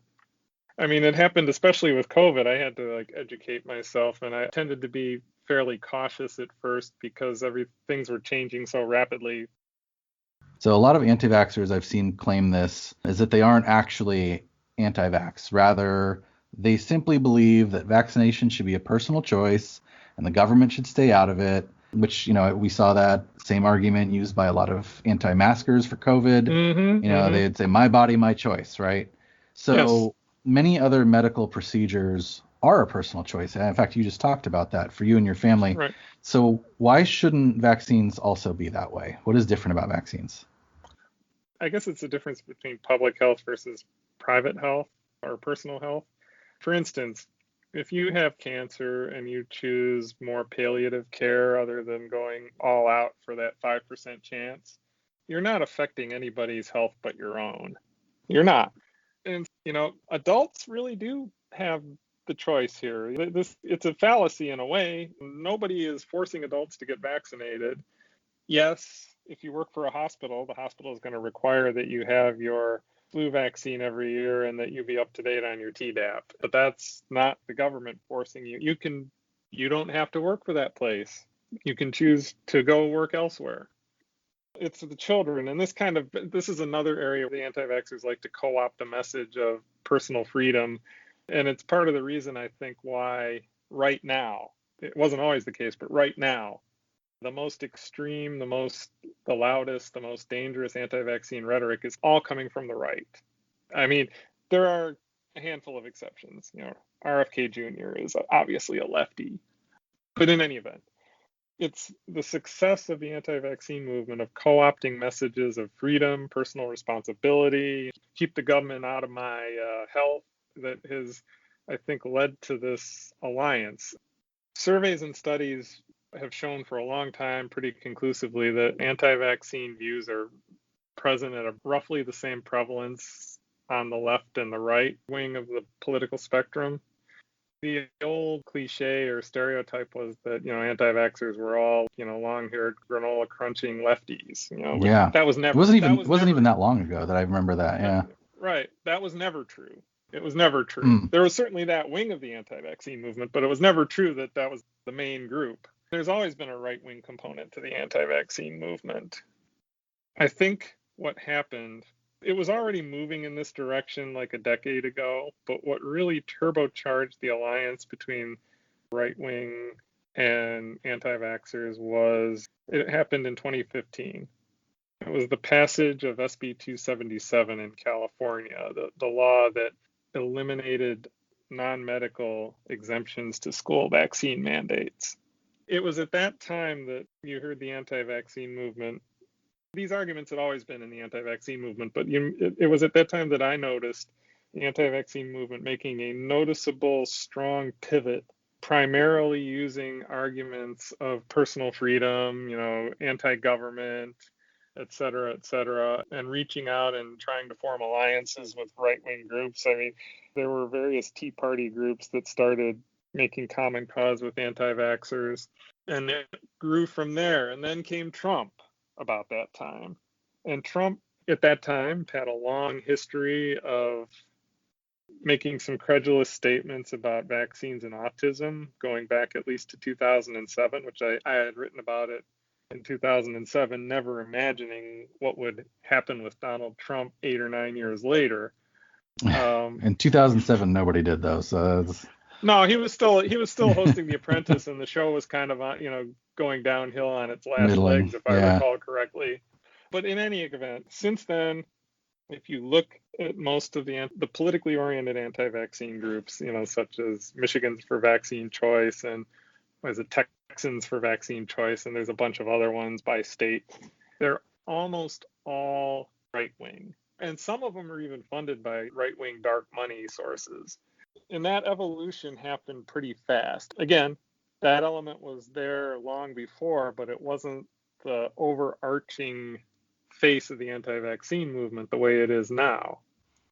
Well, it makes sense to me that that would have caught fire so quickly because there's a lower burden of proof, right? If that's your argument, then you don't even have to prove that vaccines cause autism or that vaccines are dangerous. All you have to do is say that, well, regardless of whether they're safe, it's my choice, right? Right. Well, also, it's a great gateway for recruiting because, okay, let's say you're giving off this message of freedom, etc., and a conservative person hears that message and it resonates. And let's say this conservative person is not anti-vaccine.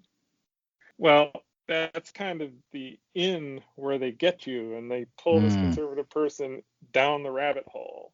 Right. Based on their liberty feelings. And then they are exposed to the more, toxic stuff. And then they get into the echo chambers and gradually get into the more toxic stuff. And pretty soon they're not just conservative, but they're anti-vaccine. Ugh, man. Ugh, that's horrible. So you mentioned. No, I know. And again, the same things happen with QAnon. And it's not like this is anything unique to the anti-vaccine movement. Right. It's a radicalization, inroads thing. Yeah. But I want to hit one more time on this. You called it public health. You mentioned public health as a reason why it's not just as simple as making a personal choice. Can you expand on that a little bit? Like what is it about me? If I don't want to get a vaccine, like why does that, science-wise, why does that affect other people too? Let's go back pre-pandemic. We'll start there. Obviously, there's the concept of herd immunity, which people don't like that word anymore and tend to use community immunity now, which is basically the idea that you have to get a certain proportion of the population vaccinated, and then the disease can't really take hold because there aren't enough susceptible hosts. And it also protects people who can't be vaccinated because, again, there aren't enough susceptible hosts. There is that. What's examples of like very young children or elderly or immunosuppressed, children too young to be vaccinated, people with cancer are getting chemotherapy. Oh, that's immunosuppressed again. Those sorts of people. The other thing is you can be the source of outbreaks if you're not vaccinated. All right, so a lot to unpack in that segment. One is just like we were talking about a whole bunch of different motivations for anti-vax, which has come up in the episode already, right? It's a very wide umbrella. So there's people that care about personal liberty, and we were talking about that. And then there's like, he mentioned RFK Jr., and RFK Jr.'s organization cares about pollution mostly. That's their alternate explanation for why people are getting sick. You know, and there's other groups that care mostly about autism, and there's other groups that care mostly about don't tell me what I can and can't do with my body. And then, of course, there's a lot of overlap, but I just wanted to mention that again. It was also interesting when we talked a little bit about the sort of like the red flag, you know, intuition, like this doesn't smell right stuff. Right. And when he brought up the cancer example, I thought it was interesting because he was saying, well, of course, if you're a big pharma executive with somebody that you love has cancer, then if you had a secret cure, you would use it on them. Right. Right. And while I think that's true, I think, you know, a conspiracy theorist might say, oh, well, they do get the secret cures. It's just we don't know about it. So I think that like what Dr. Gorski said is true, but I think there's this other layer too of like keeping it a secret. Right. Right. Like that's where my red flag comes up when I see something that's like, okay, this would require like 10,000 people to have kept a secret. At least. That's one of my sort of like gut reaction things. And you'll hear conspiracy theorists frequently use the words controlled opposition, right? So clearly anybody that's saying what I'm saying is wrong is controlled by some nefarious force, right? You see that a lot in QAnon and also some of the anti-QAnon communities that we talked about. And another red flag for me is always like ascribing way too much competence to something. So like, if you exist in the real world and you've, you know, actually I saw a really good tweet that was like a project manager is a really good like critical thinker when it comes to conspiracy thinking, because a project manager knows that everything that people do is just like a total goddamn mess. Right. And so whenever you see conspiracy theorists talk about controlled opposition or whatever cabal or deep or whatever it is that's in control, the CDC, whatever it is, they always have this sense that they're like these movie villains that just like do everything like correctly and do everything. They're just like competence porn evil villains, right? When in reality, everybody is a mess, and that includes the government and CDC, and like everything is just kind of a mess. So another red flag. No one knows what they're doing. So another red flag for me is when I see somebody talking about how their opponents have this coordinated, hundreds of years long campaign, blah, blah, blah. Can I devil's advocate you? No, never. Okay. Make your next point then. No, please do. How does that square, you think, with the reality that there are real conspiracies that exist, as we explored, particularly in our QAnon episodes? There are real conspiracies that exist, particularly when we're talking about the CIA, that do remain, quote unquote, secret to a certain degree until like documents are declassified. That's the thing. I mean, they eventually do, right? Like, are there conspiracies that are happening right now that we don't know about, like at this very moment? Yes. Do I think that eventually those, if they are real, will come to light? Also, yes. Right? We talked about this in our QAnon episode. Is that like, should we put that on a t-shirt too? We talked about this on our QAnon episode. Well, it's just like the way that QAnon is a catch-all like for everything. The yeah. QAnon episodes are a catch-all for everything. Right. But it's not that, like, if you were to sift through, you know, a bunch of Q drops, or if you were to sift through a fuck ton of websites with conspiracy theorists, the nature of how many there are means that it'll like one or two of them will be right. Right. So it's like the whole broken clock right twice a day thing. Right. So was there somebody in 1970 talking about, oh my God, MK Ultra, you guys, and did people dismiss it? Probably. Right. Was that part of a sea of other things that were wrong? Yeah, and at the time, it's like, how do you sort that out? Right? Now, that's the thing, is that's sort of how you know that you can't keep a lid on this stuff, is because we know of conspiracies from the past that eventually do come to light, because nobody is perfectly competent and everybody is incompetent. So eventually these things do come out. People are bad at keeping secrets. Right. People are very bad at keeping secrets. And then the last thing I talked about in that segment with Dr. Gorski was this idea of personal choice, and why is it not just personal choice, right? And this sort of came up. This is why I brought up the prisoner's dilemma. This is why the opening of last episode was about decision-making stuff, is because I felt it's a really important pillar of what we're talking about, is individual choice versus public health. Right. I brought this up at the very beginning of the show today, and I want to expand on it more now, and it's called the free rider problem.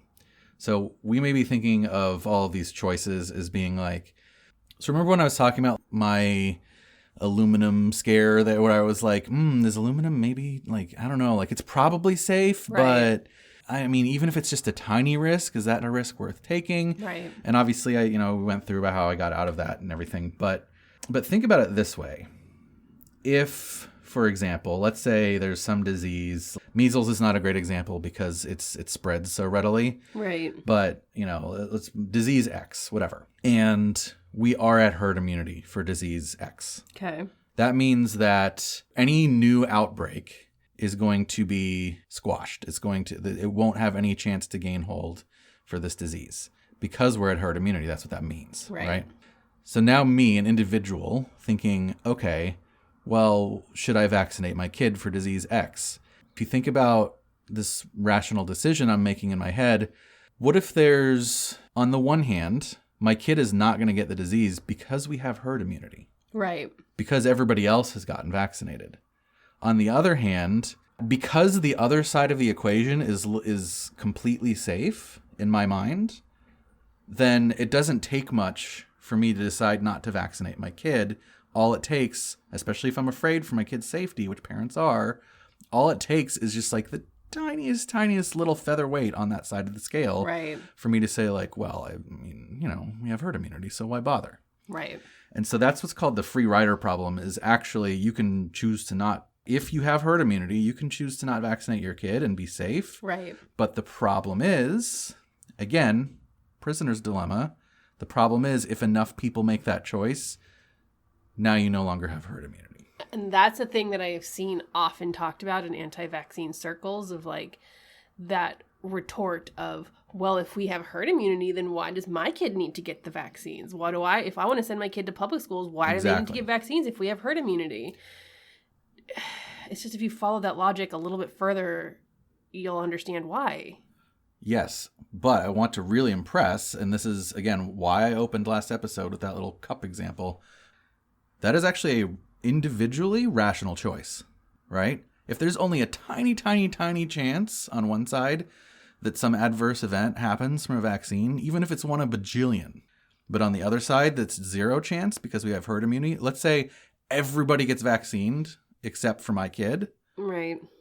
Then that is an individually rational choice to make. I don't think it is an individually rational choice to make, because you're not making the choice of everybody else is vaccinated and my kid is not. That's not a reality-based it's not decision. Right, but this is what game theory helps illustrate for us, though, right?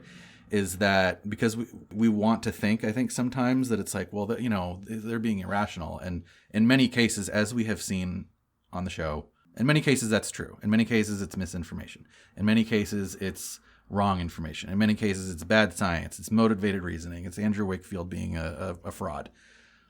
But I think we're missing the picture if we don't also say that because of this free rider problem, which is not just, by the way, that's not just vaccines. That's a mathematical thing. That's like an economic phenomenon. It's called the free rider problem. It's also in economics. So I think we're missing the picture if we don't consider the free rider problem. There's a bunch of articles about this too. In fact, there's a good one in Scientific American. This is a discussion within the medical community and the scientific community of like, how do we address this free rider problem? So some of the ways that, we talk about addressing it are, okay, if you don't get your kid vaccinated, then they can't go to public school. Right. Because, okay, if you don't want to contribute to herd immunity, then you cannot benefit from herd immunity. Right. That's the logic behind that. The same thing with the Dr. Gorski was talking about with like, okay, well, if you want to work here, you have to have these vaccines. Right. You don't have to work here, but if you want to benefit from the herd immunity of your coworkers, then you must also contribute. I think that's a fairly good, it's a logical solution. The problem is in our modern society, we're so interconnected that it's hard to isolate pockets of folks that are not vaccinated. Right. So I don't have like a good, like, well, here's how we solve it. All I know is that it is very similar to the prisoner's dilemma in that these individual choices can be individually rational and yet contribute to a worse situation for everyone in aggregate. Right. And I know the way that you solve that with the prisoner's dilemma is you change the payouts, right? So in the prisoner's dilemma, the way you change that is you say like, okay, well, it needs to be either harder for the person to rat out their friend, or there needs to be a better reward for cooperating. Right. So whatever that solution looks, and this is why I bring it up, is because I think whatever that solution looks like for vaccines, it needs to involve some sort of either incentive or punishment or whatever. I maybe lean against punishment because then we might end up in the same like poor people getting fines in the Victorian era type situation, but maybe some additional incentive for vaccine. I don't know. We're already doing some of that because you can't travel certain places if you don't have certain vaccines, and you can't send your kids to school if you don't have vaccines. I think that's good. And this existed before COVID. Yes. Dr. Drew. Yes. But I just, the free rider thing really stuck with me as a really interesting point because of the fact that I think I went into this assuming that it was entirely irrational. Right. And that contributed to this shitty situation. But because of the way game theory works, people can be making these actually individually rational decisions. They're not dumb. They're not just getting bad information all the time. Sometimes they're making selfishly rational choices that detract from the good of society anyway. I do think I have a problem with calling the decision rational because I don't think I agree that it is. Just because it feels rational doesn't actually make it rational. Well, it's selfish. It's like selfishly rational. I don't even think it is selfishly rational. Okay, because well, now we're getting into the semantics of what the word rational means. We are getting into the semantics of what the word rational means, but I think that words are important, and I'm just expressing that I don't think I agree with calling it a rational choice because I think it has the appearance of rationality without actually being rational. Okay, well then I don't know another word to use, but what I mean when I say that is like an irrational choice would be I'm going to select the $4 prize instead of the $20 prize. Mm-hmm. So that's what I don't mean like in like a general sense, like whether it's, right or wrong or smart or dumb. I mean, people are making, maybe I should call it optimization. They're making value maximizing choices for themselves. Right. So we shouldn't necessarily think of it as these people are saying like, I would rather take the $1 bill than the $20 bill. Right. They are actually taking the, $1.01 over the $1, right? Like they are choosing in that sense, the value maximizing choice. Right. So we shouldn't think of it as that. That's what I'm trying to say when I mean like economically rational. Right. I read this really interesting thing. So malaria, because it has this like crazy life cycle where it's from mosquito to person, and then like even within the person, it goes to like different parts of your body. I think like at first it infects your liver. There's different stages of how this life cycle progresses for malaria. Right. And because of that, vaccines for malaria can only really target like certain stages of the life cycle because it's like essentially like multiple different organisms that you're trying to prevent. And so there are vaccines called transmission blocking vaccines that are able to target the stage of the organism. The stage is essentially where it gets transmitted back to mosquitoes, and they're called TBVs, transmission blocking vaccines. But because of the nature of the multiple stages, it prevents transmission, but it doesn't prevent you from getting sick. That's so weird. So you can still get sick from malaria if you catch it from someone, if you have this vaccine, but then you will not spread it to other people. I mean, I guess it's good. So what I found really fascinating about that is that like it's the extreme example of, there's like two extremes, right? There's like vaccines that don't prevent transmission, like I believe hepatitis is like that, maybe pertussis. I think Dr. Gorski mentions it. It'll prevent symptoms but not prevent transmission. So that's like the ultimate selfish vaccine, right? That's the ultimate like, cool, I'm not going to get sick. Right. And then there's these malaria TBVs, there's these transmission blocking vaccines that are on the opposite end of that spectrum, where it's like, it's the ultimate selfless vaccine where I'm going to get sick, but I won't prevent the spread. And I just found it really fascinating because it really highlights, again, that difference between individual choice and public health. And in one sense, you want to be like, well, I'd rather get the vaccine personally that prevents me from getting sick. Right, right. But from a societal standpoint, I'd rather have herd immunity and stamp out the disease altogether. So actually, if everybody was required to get it, then I'd rather have the transmission blocking one because I'd rather just not get it. Right. I'd rather it be gone.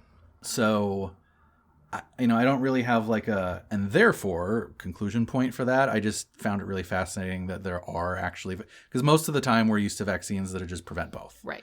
Most vaccines just prevent your sickness and also prevent the transmission. Right. But I found it fascinating that there were vaccines that were sort of like on either side of that spectrum that, like if I was the only one getting the transmission blocking vaccine in the entire population, then I'd be like, this. Yeah. Right? Yeah, that wouldn't feel good. Yeah, so it's like it's interesting, and I think that that's why we have to consider these large scale. It's a systemic problem, right? We'll talk about this. I think this whole season is that diseases, like many things, are these systemic, society-wide problems that need systemic, society-wide solutions. They aren't necessarily individual solutions. Like I said, team sport. Pandemics are a team sport. I think pre-pandemic, kind of an interesting thing was all the measles outbreaks among various Orthodox Jewish communities, and how these outbreaks spread because there are these members of the community who tend to travel widely from community to community, and basically if they get it, they can spread it to the others. And kind of interesting thing here in the Detroit area. You look at the Brooklyn community, many of them had been radicalized by anti-vaccine messages aimed at their community. I don't know if you know the story of that, but there were anti-vaxxers who specifically concentrated on those Orthodox Jewish communities in Brooklyn and the surrounding environs. And in fact, they actually published old-fashioned pamphlets and booklets to distribute. But in any event, that was what contributed there. And there were certain highly vocal rabbis who also promoted that message. In Detroit, what was interesting was that was not the case. The reason there were outbreaks here was because there were a fair number of Orthodox Jews who did not know that they were not immune. They didn't know if they had ever gotten the vaccine. Also, some of the older measles vaccines from the 60s, there's actually waning immunity, which actually inspired me to get an MMR booster because I'm in the age group where that could be the case. If you're in your 50s, it's possible that you might not actually be immune to measles when you think you are. And actually, the Orthodox Jewish community here was exemplary in trying to work with public health officials to isolate people who got measles, quarantine them, and to promote and help run vaccination drives. Now, coming into the pandemic, everything is amplified. As of now, we have more than 400,000 dead from the disease in this country. Millions and millions of cases. We're losing 3,000 or 4,000 a day at the moment. The situation is really bad. Not vaccinating in the case of a pandemic is really harmful. And again, nobody's saying anyone has to be vaccinated. There's no law forcing vaccination. It's the power of persuasion, and unfortunately, the power of persuasion is limited by the effectiveness of anti-vaccine messaging. When dealing with anti-vaxxers, I always like to divide them into at least two groups. The hardcore anti-vaxxers, they're the ones who have totally drunk the Kool-Aid, so to speak. They're true believers. You are not going to change their minds. I mean, if you manage to change their minds, it will take so much effort per single person with a very limited chance of success that it's just really not worth dealing with them. What you need to do is to try to inoculate, to steal the vaccine analogy, those who are susceptible to their message against it. This is where the idea of, instead of debunking, pre-bunking comes in. Oh, I have not heard that word. I like that. I'm definitely going to use that. And I mean, from my viewpoint, pre-bunking includes, the characteristics of conspiracy theories, the fallacies in thinking, like the logical fallacies, and good information about vaccines that actually is honest about what we do and don't know. For instance, there was recently this whole kerfuffle on Twitter about whether or not the COVID vaccines prevent transmission. There was like an article in the New York Times saying we're underselling the vaccine, and one particularly popular amateur epidemiologist even called the messaging about the vaccine a crime against public health. Now, the pushback is, well, people don't understand is that there are vaccines that do not prevent transmission. They just prevent disease, like pertussis, for instance. So we don't know yet. Hopefully we will. Hopefully it does prevent transmission, but we don't know for sure yet. There are indications that it at least partially prevents transmission. But until we know that, it's irresponsible to say, oh, once you're vaccinated, you can take your mask off and you don't have to worry anymore. And my counter is, if you oversell the vaccine and you're shown to be wrong, the hit that trust in medical and scientific authorities would take from that would be such a setback that, recovering from that would be really difficult. Yeah, and not only, I think we've seen that so much with the stuff that we've looked at on the show, and not only would I think the hit from that be in the near term, it would be more risk than it's worth, but it's also, I feel like the eroding trust winds up being a long-term thing that you have to spend a very long time to come back from. I mean, like, people still have a lack of trust from things that happened like 100 years ago, like the Tuskegee stuff, like that. Well, that is still eroding trust in the Black community, and understandably.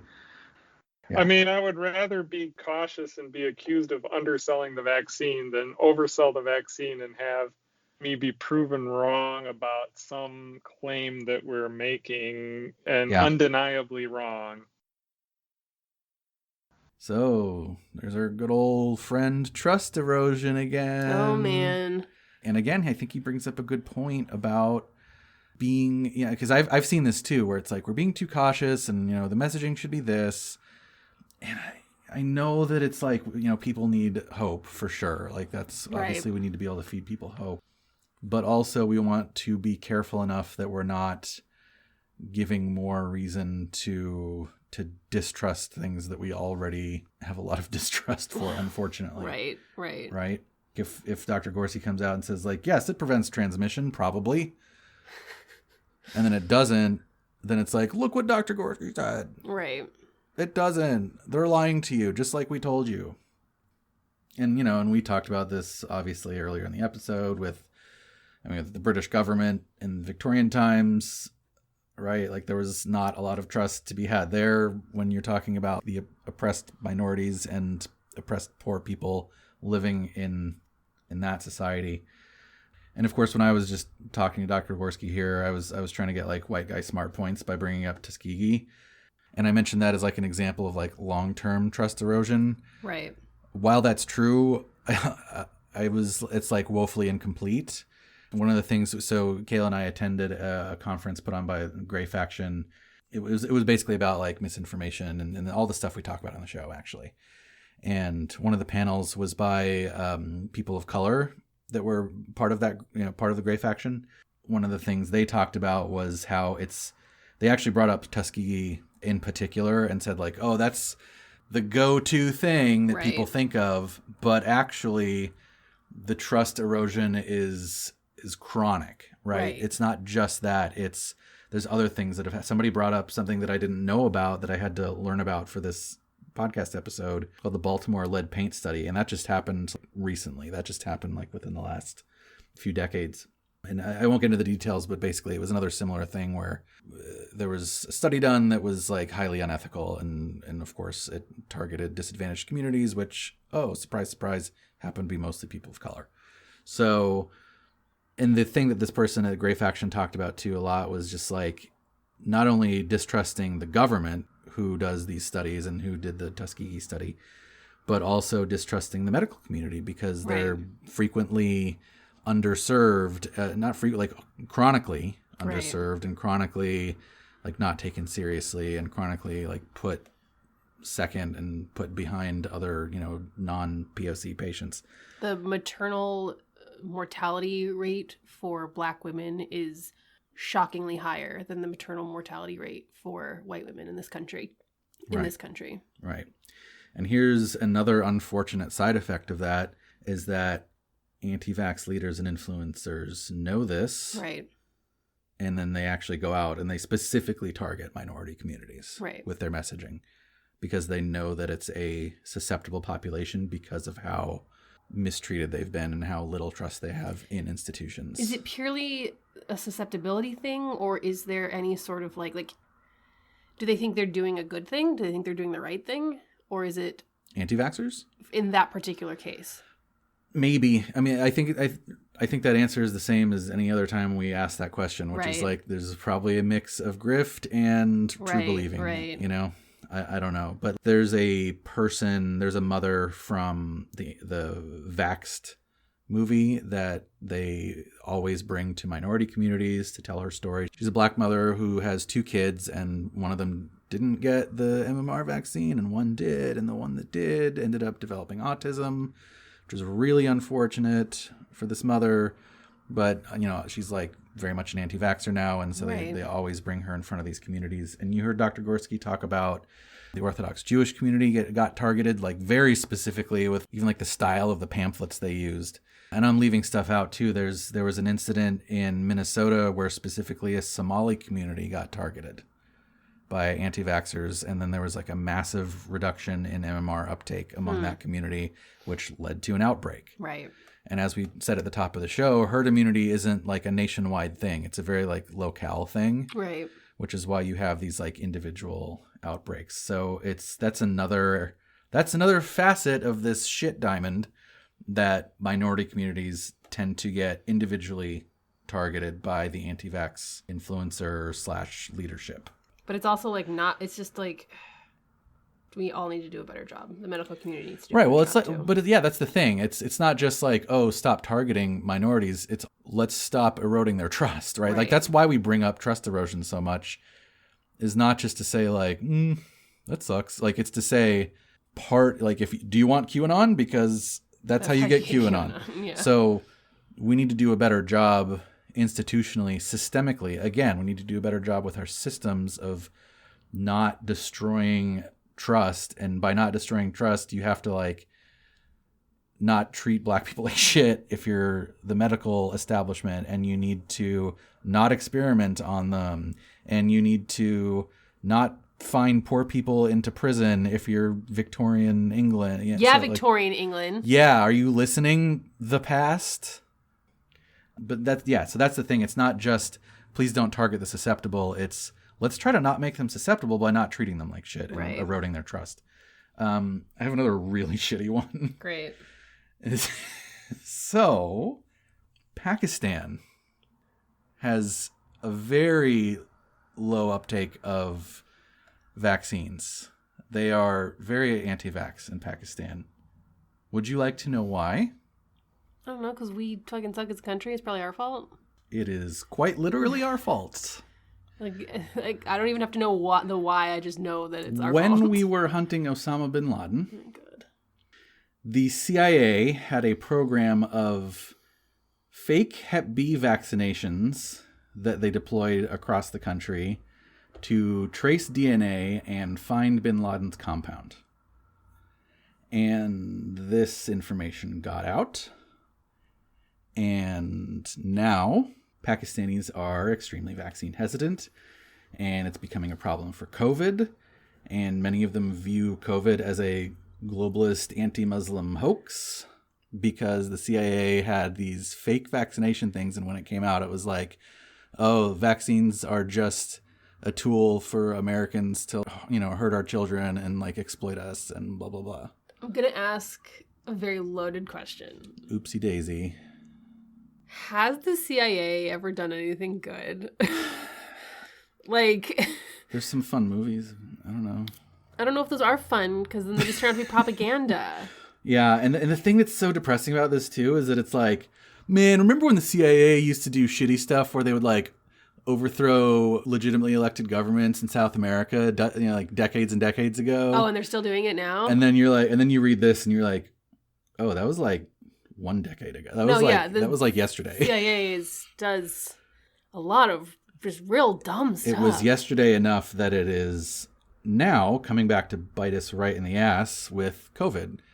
Because again, team sport, we can say all day, oh, well, who cares if they get vaccinated there or whatever. You gotta care. Like I'm saying, even if you're a total sociopath and you don't care about other people, you're still dumb for not caring. It still will come back to bite us in the ass, because if we don't squash COVID, then it'll just mutate into super COVID and a foothold and supersede your vaccine, bitch. Yeah. So maybe that was not the best idea of the CIA. One of many bad ideas. Yeah. So, trust erosion, am I right? I have no trust. I'm sorry. I know that I'm being general. I have no trust in the CIA. I'm sorry.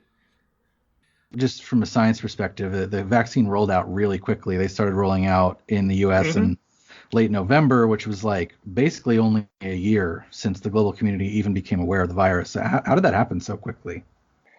First off, one of the messages of the anti-vaccine movement is, oh, this was so rushed. This was so rushed.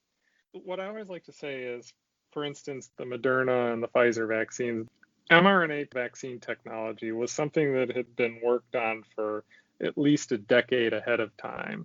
I read a quote from a vaccine scientist saying, if this had happened 5 years ago, the technology would not have been ready. So in one way, I think it's a culmination of this happened at a time when this technology was ready to be used, and what happened, instead of like the usual cautious rollout of a new vaccine based on RNA, the pandemic forced the issue. And I mean, the beauty of RNA vaccines is once you get the lipid nanoparticle that deliver the RNA to the cells, once you have that right and safe and it works, you can rapidly develop new vaccines just by changing the RNA payload.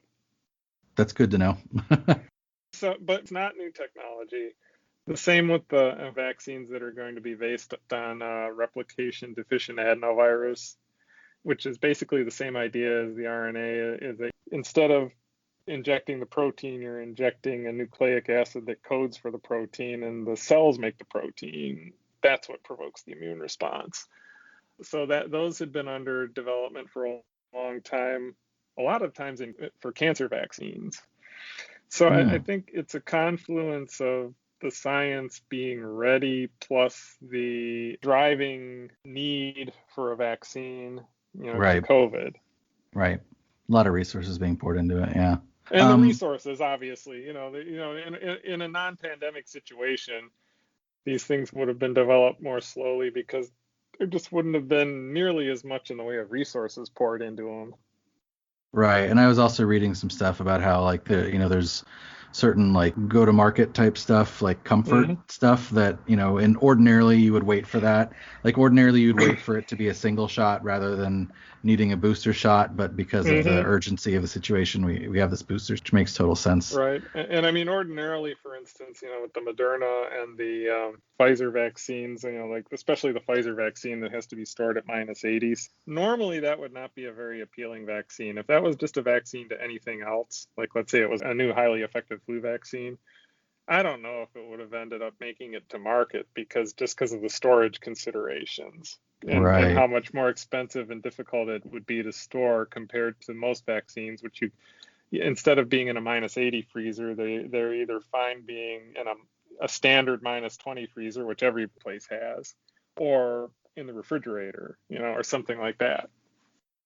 I want to ask real quick. So there were several folks I noticed in the sort of like the skeptic anti-disinformation community that back earlier last year, earlier 2020, were concerned with the speed with which the vaccines might be rolled out. So was I. I even wrote a post or two about it. Oh, you did? I think part of it, the whole Operation Warp Speed thing did really lead to some concern because it just really gave the impression that it was speed above all else. The implication being speed over safety. Right. And to be honest, look at the previous administration and its record on science and what it did to the FDA in various capacities. And its focus on marketing. I'll be honest, I did not have a lot of trust in the Trump administration to get it right. Fortunately, companies managed to do it. So we have 2 vaccines that are now available under an emergency use authorization and several more in the pipeline. But to be honest, given who was in charge, I won't try to deceive or lie or anything. I did not trust the administration. Fortunately, to some extent, my distrust might have been a little too high because the vaccines did end up being very effective, at least in the short term, and pretty darn safe. But the other thing people don't seem to realize is, these are like huge bets for these companies. If the vaccines turn out not to be safe, it could be the end of the company.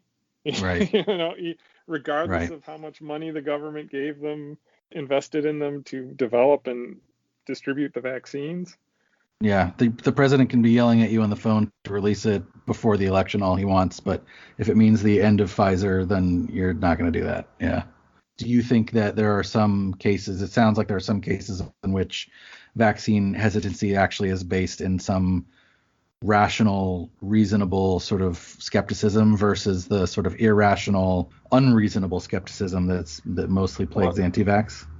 I like to say about anti-vax, one of the cliches that some of us have about an anti-vaxxer or anti-vaccine views is like the old famous quote on pornography, I know it when I see it. Yeah, right. But I guess the question is rational versus irrational. And one way I like to get into that is, first of all, what would it take to change your mind? Or let's say it's 6 months ago and we were expressing skepticism over the rapid pace of the COVID vaccine development. What would it take to change your mind? And one thing that took to change my mind was strong evidence from well-designed clinical trials that the vaccine was safe and effective. Right, which is what happened. Yeah. Which is why I've had both doses of the Pfizer vaccine now. So this is one of the last points that I kind of want to make is that being a vaccine advocate isn't about being blindly in favor of putting shit into your body regardless of all evidence, right? It's actually the opposite. Like if being a vaccine advocate is precisely because there's so much evidence saying that vaccines that we do have are extremely safe and extremely effective, right? We keep talking about that abundance of caution. Like that's what gives me the confidence, not because I'm just like, I like vaccines. just give me shots. Just give me syringes. I'm just gonna inject them into my skin. I just love it. Right, exactly. It doesn't mean that Dr. Nick Riviera's discount back alley vaccines are safe because I'm on Team Vaccine. It's rather because our trust network includes good science and good evidence, and there's, again, evidence that they work. There's hundreds of years that vaccine science, that vaccines work, that they're safe, that they're effective. There's multiple layers. There's literally thousands of people that work on this thing. And for them all to be covering up the evidence that vaccines are actually unsafe is just, for literally hundreds of years, is completely untenable. And it goes against the fact that we've eliminated so many diseases, or near eliminated so many diseases. Like, it just doesn't make sense. Dr. Nick from The Simpsons is not part of the trust network of this podcast. But we do love Dr. Nick, obviously. I certainly like Dr. Nick more than I like the Dr. Oz, Phil's, Drews of the real world. Yeah. But yeah, like I read I think it might have been Skeptical Raptor, but I definitely read an interesting article last year in 2020 that was sort of about that. Like, hey, like just because I trust all of the existing vaccines because they have a massive body of evidence behind their safety doesn't mean that I'm going to necessarily trust a new one that comes out that may not have that. Now, once it develops that body of safety, once it, if Pfizer is like, look at all these trials and tests and blah, blah, blah, and it's safe, then I'll believe it. But like, Right. It depends on what happens. Right. So I thought that was like an interesting and good point. I'm super with Dr. Gorski. Like when the phrase warp speed came up with regards to the vaccines that were being developed, I automatically became so much more vaccine hesitant than I've ever been in my life. If you call your program to get vaccine for the global pandemic to market warp speed, I'm going to be afraid of what that means. Right. That doesn't build trust with me. That makes me scared. Right, exactly. And if you had called it maybe warp safety instead. Less catchy, maybe. Maybe less catchy. That would have built more trust, I think. But Right. yeah, that definitely suggested speed over safety. And again, poor scientific track record, poor management track record. And even let's take all that out and just forget the partisan stuff. Let's say, regardless of what let's say the previous administration had been Democrat instead of Republican, just for the sake of argument, and they had forced a rollout of vaccines like a month before Election Day, and then like other bits of my trust network were like questioning it, saying like the CDC saying like this is too early, CDC scientists saying like we don't have the evidence yet, or Dr. Gorski or Paul Offit or whoever saying like this is too early, then I also would have been vaccine hesitant at that point, right? So there it is possibly rationally vaccine hesitant, I believe. Oh, and there's also one thing I want to mention is that there is actually one thing that we are all anti-vax about. You, me, doctors, scientists. We've already talked about it on the show. Tell me. Smallpox. None of us get smallpox vaccines anymore. Doesn't mean I'm hesitant. Well, I said anti-vax. Oh, anti-vax. Not hesitant. I'm not anti-vax about it. No, well then why won't you get the smallpox vaccine? If it were offered to me, I would get it. You would get the smallpox vaccine even though it's been eliminated. I'm sorry. If it's good enough for our soldiers in case like somebody throws smallpox at them. So are you planning on going overseas? No, but what if like I'm sorry, who's to say that like those kinds of bioweapons wouldn't be used on a civilian population? Sign me up for the smallpox vaccine. I don't want to get smallpoxed. I can't say this for sure, but I'm almost 100% sure that if you wanted to get a vaccine for smallpox, you absolutely still could. You have to pay for it. You're saying if it's available, that means it's available. It was $100? Oh my God, get the hell out of here. What I'm saying is there is a point at which we say like, maybe it's not worth the side effects of being inconvenienced or having like a scab on my arm or a scar on my arm. And it's because smallpox isn't around anymore. So there are situations, there are specific instances when we are anti that vaccine because we don't need it anymore. Right. One thing I like to do with anti-vaxxers who claim they're not anti-vaccine is I say, okay, if you're not anti-vaccine, okay, which vaccines do you think are safe and effective? Name one or two that you think are okay and that you would recommend. Usually silence or dancing around the question, Right. Crickets. Yeah. So we're doing this interview. This is late January 2021, and the episode's probably going to publish. Things may be wildly different, but I wanted to ask, what do you think of the COVID vaccine rollout so far, and how has the anti-vax community impacted that rollout, if at all? I'm obviously not an expert here, but could be better. Hoping if this isn't going to air for a month or whatever, that by the time that it airs, things have been mostly ironed out. I mean, in any huge effort like this or any mass vaccination program, there are going to be glitches. It's just the nature of the beast. People are not perfect. Things happen. However, let's just say that the last month and a half or so since the rollout started, more things have happened than I would have liked. The rollout's been a lot slower than we would have liked. A fair amount of it has to do with a lack of federal coordination. Hopefully the new administration will fix that, but even if they do, they're not going to be able to fix it right away because it's like steering the Titanic, away from the iceberg. Right. It's like you can only turn so fast. Yeah, that makes sense. I've seen some of you've talked on, or not talk, you've written on Mm-hmm. Twitter about some of the campaign, like there's like you saying there's coordinated campaigns now on behalf of anti-vaxxers against COVID. Can you talk a little bit about the this coordination? Sure. I mean, I think that's actually today's post. There was a report by the Center for Counseling Digital Hate. It's called the Antivax Playbook. It was published not long ago. And they basically just talk about a conference that was held in October. And basically all the big names from the anti-vaccine movement were there, or most of the big names.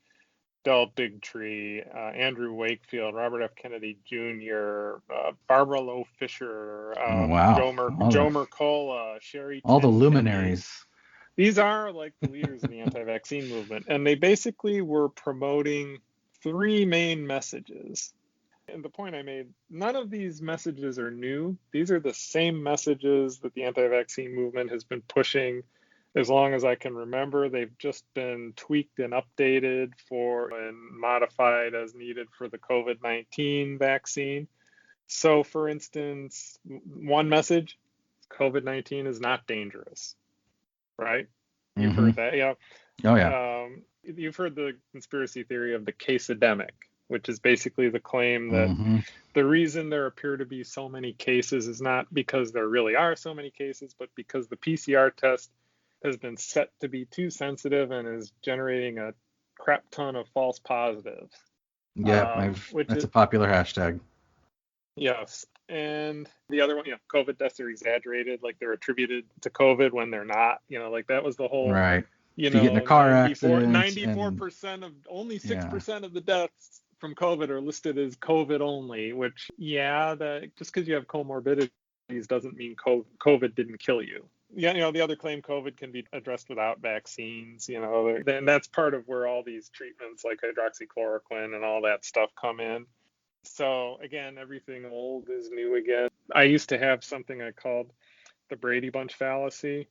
And this was the claim that anti-vaxxers started making around the time of the Disneyland measles outbreak. They based it on an episode of the Brady Bunch from 1969 where the whole family caught measles and it was played for laughs as evidence that back then, 50 years ago, people didn't think measles was a big deal. It was just a childhood illness that everyone dealt with. And, based on the Brady Bunch? Well, and then they would also cite some other sitcoms going further back, like into the 50s. I think there was like an episode of the Donna Reed Show and a couple others. I wrote about it once. And basically, I called it the Brady Bunch fallacy. And you could also demonstrate that, maybe popular culture viewed measles as childhood disease that's not that big of a deal, but medicine did not. It was appreciated back then that the mortality rate of measles was about 1 in 1,000, 2% chance or so of severe neurologic complications. And then, of course, something like 20 or 30% end up needing hospitalization, for like secondary pneumonia. So the other message, moving on so we can get through the three messages. The other one, of course, is that COVID-19 vaccines are dangerous. It's the same, Standard stuff, that one's, there's no big surprise. And every anti-vaccine trope, save one, which I'll mention in a second, has been resurrected for this, including they're full of toxins. There are fetal cells in there that they'll permanently alter your DNA, which is, again, a claim that dates back to before mRNA vaccines. Oh, even the claims that the vaccines will sterilize our women, the other one. I haven't heard that one, I don't think. And of course, the claim that they'll kill you. These are all claims. The only claim they haven't made yet, and I say yet because I'm sure that they will, is that the COVID vaccines cause autism. The only reason they haven't made that claim yet is because there is no COVID vaccine approved for children yet. Right. And then, of course, the third point is that vaccine advocates can't be trusted, and that's where, for instance, you may recall that the nickname that anti-vaxxers have for Dr. Paul Offit is Dr. Profit. The whole idea that we can't be trusted, we're all in it for the money, we're all in it for the money or the ideology or et cetera. And, then the Bill Gates conspiracy theories come in. So anyway, these three main messages are what they talked about at the conference. there's nothing new about those messages, but it is kind of clarifying to see them all laid out in that form, in that report that the Center for Countering Digital Hate wrote. Those of us who have been following the anti-vaccine movement a long time, there's nothing surprising in that report. It's just the same old, repackaged and repurposed for COVID. Yeah, I think what's interesting and scary about it is how it feels so, at this point, like almost like professionalized and like strategic. The way that they're there's taking no the doubt approach. that it's strategic. There's no doubt that it's strategic.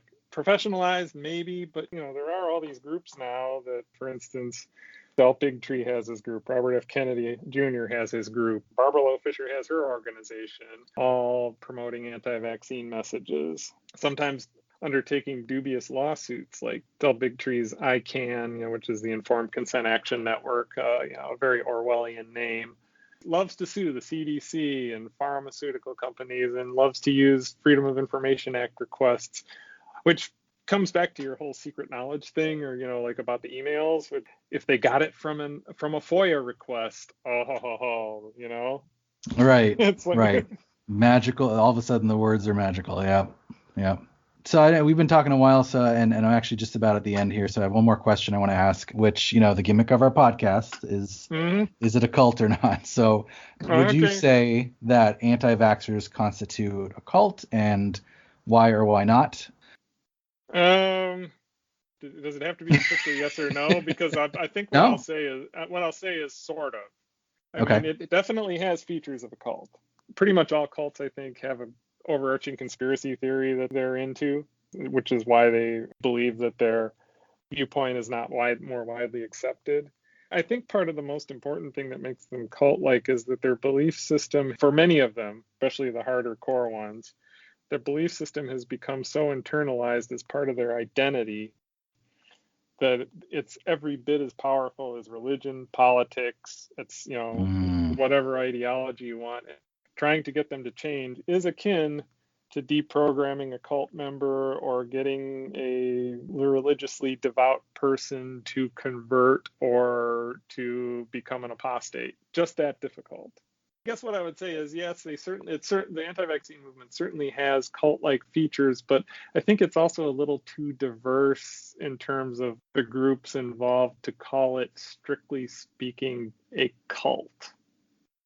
Yeah, that makes sense. Another thing that I think that we'll probably end up talking about on the show is there doesn't seem to be like a single, charismatic leader. It seems like there's just like a bunch of little ones, There are a bunch of charismatic leaders whose views are not always in concert, other than hostility toward vaccines. All right. It's been a long 2 episodes, Kayla. And as you don't have to tell me. Just asked Dr. Gorski about whether it was a cult or not, so we don't have to do it now. Thank God. Which is nice. No, just kidding. We were totally going to do it because it's our gimmick, by God. And if we don't do it, then the people are going to be disappointed. If we don't do it, then who will? Give the people what they want. But before we do that, I do want to have just like a little bit of a chat about what we've talked about on the show today because of how much it was. First question for you, do you feel any differently about vaccines now than you did either before last episode or a few hours ago? I understand what they are better. Okay. But I don't think I feel different. You don't feel more safe, less safe, more... No, I don't feel more safe. I just feel secure in the safety that I already felt. It feels like, I was right to feel like that. Yeah. Yay. I think before, for me, it's sort of like, I had some sort of like default assumptions based on like the information that percolated to me. Now, after like diving into it, and especially like after having that Steel Manning the aluminum adjuvant thing, right, and getting into that headspace of like, is it worth the risk? And then like understanding all these things about, how the value optimize, like the rational decision, you can make these rationally individual decisions that... Anyway, the point is, after learning all that, I do feel actually, I think, more confident in vaccines safety now than I did before. Learning about all those layers. Yeah. The multiple abundances of caution all the time. Right. Do you feel any different about anti-vaxxers now than you did a few hours ago? I guess I'm begrudgingly more sympathetic. Sympathetic or empathetic or both? I think sympathetic. Okay.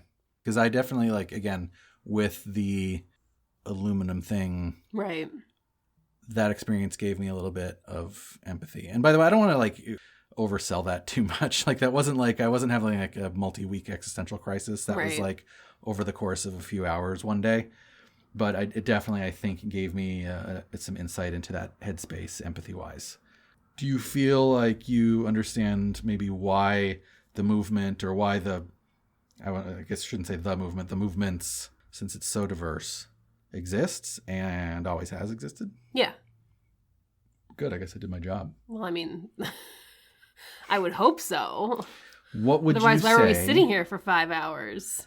I don't know. This is just like verbal masturbation, as it always is. Gross. What would you say to a vaccine hesitant person listening to the show right now? I don't know. Oh, okay. I don't know. I would have to know, like, why are they vaccine hesitant? Like, what? Because you talked about how there's so many different reasons of why somebody might go this route.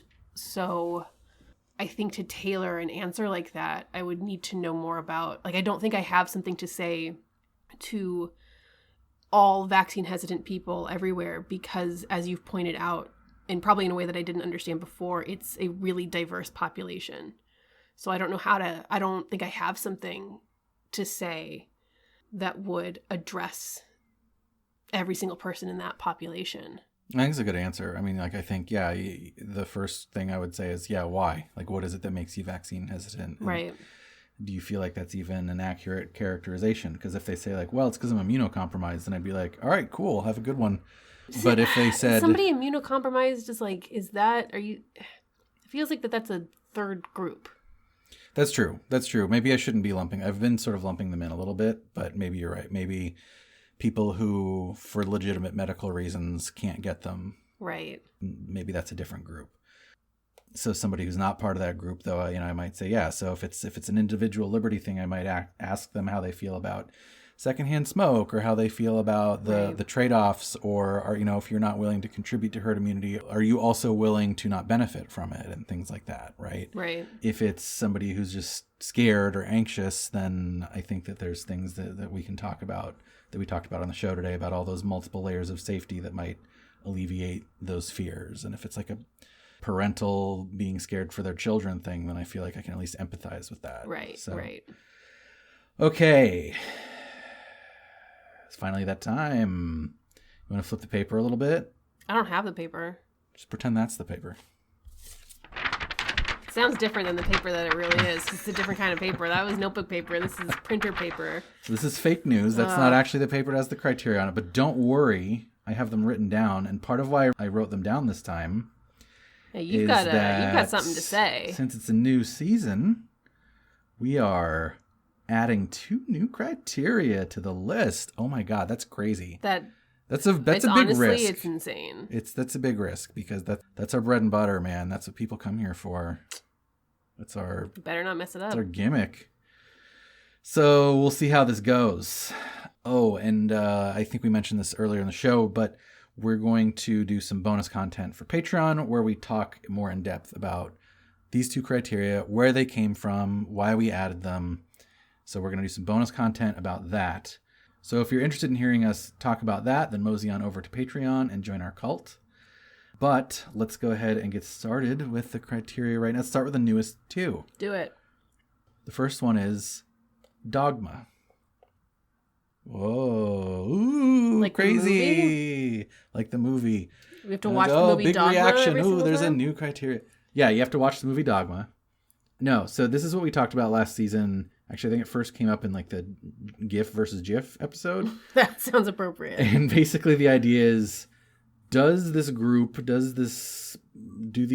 community have a sense of right versus wrong that is not necessarily rooted in some sort of objective scientific reality, but rather in like the in-group versus the out-group? Like, is this right because it's us and wrong because it's not us?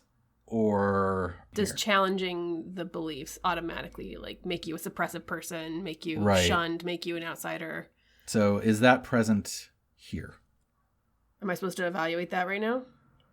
Yeah, we're doing the criteria. I was wondering if you were going to talk about the first two. Oh, no, I'll talk about the second one at a time. Yeah, one at a time. I honestly, I don't know, because I feel like with this, we almost talked more about like the impacts of the group, and like you talked about how, not to jump ahead, but you talked about how it's like difficult to pinpoint a single charismatic leader, and it's difficult to like pinpoint, what each specific group is. So it's really hard to say if it's dogmatic, because I'm not 100% sure I know what it is. Yeah, I think the diversity of motivations and diversity of people in the movements make it hard to say that. I think that means the level of dogma is low. It might be high within certain sects. It might be low within certain sects. I don't know. But like comparing this to the criteria of like anti-factuality, I feel more comfortable talking about overall anti-factuality than I do about overall dogma. With overall dogma, I just don't know. Yeah. And while it was tongue-in-cheek when we were talking about it for GIF versus GIF, I think it's an instructive example, because with that, it was just like, the reason that it's GIF is because it is. Right. And it's definitely GIF. And if you don't think that, then you are bad. And here are some examples that definitely can GIF, easily be shooed away. Right. But we're going to ignore those. And there wasn't like a diversity of like, well, I'm motivated to think that it's GIF because of this or this or this or individual liberty. So again, the main point here is that if you're a GIFer, you are stupid. Get out. I will say, in my personal experience with anti-vax community, on Facebook, on social media, the kind of anti-vaxxers that are drawn to social media, I will say it does seem to be dogmatic in that if you express sympathy or interest or belief in vaccines, you're automatically like, it's almost like a flat earth kind of thing. It's like, you're ridiculous. You're controlled opposition. Yeah. Like, right. I mean, I've even seen posts where somebody will be like, and it's really sad, but posts of parents being like, I tried to raise my kid right, and then on her 18th birthday, she went and got vaccinated. Like what? Like and everybody else being like, oh well, you did what you could, but she's like dead to you now, kind of thing. Oh God. All right, that's dogmatic. So maybe like half then. I think there is presence of dogma.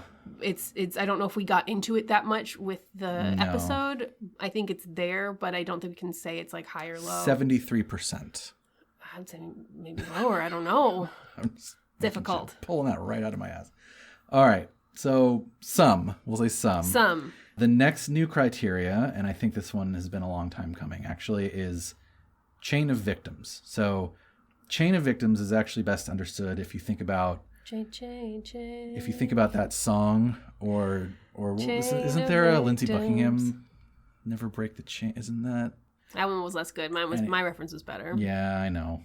You tried to jump on that chain. I swing from the chain.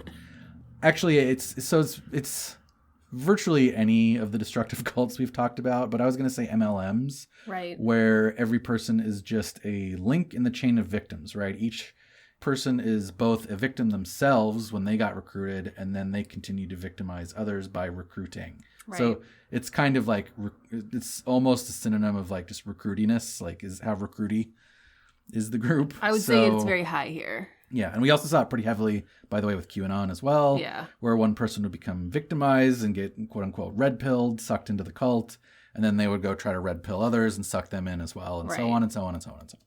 And it becomes hard then to separate, is this person a victimizer or a victim? And they're both, and that makes it hard to think about, and I think that's definitely a key characteristic of a cult. Right. And I think it's very high here. Yeah, so why is that? Because we didn't talk about that too much, actually. No, but it's like I don't even think I need to explain it. Like it feels like it's so apparent in this, like it is with QAnon. The recruiting. I was going to say dogma, but that seems incorrect. That was the previous one. The belief is inherently recruiting. Yeah, I think so. And we did talk a little bit about how like there's definitely this sense of like lifeblood, right? Because otherwise, why would anti-vax influencers and leaders go out of their way to like target minority groups, right? Like why would they go out of their way to do that unless they cared about recruiting, right? Well, I just feel like if you're somebody that's been convinced that vaccines have harmed you in your life and then you spread that rhetoric, it's going to convince other people that vaccines have harmed them in their life, and then they're going to continue to spread it's like And you know what's another shitty thing is chain. that to kind of keep riffing on what you just said is, from what it looked like to me, like from watching Vaxxed and from, looking at some of these parents who have, it's like these parents have autistic kids. It was like Jenny McCarthy, right? Right. And ignoring the like massive ableism going on there, like just setting that aside for a second and just assuming that means that to them they had this bad experience where something bad happened to their kid. You can kind of see that this becomes maybe a meaning-making thing for them.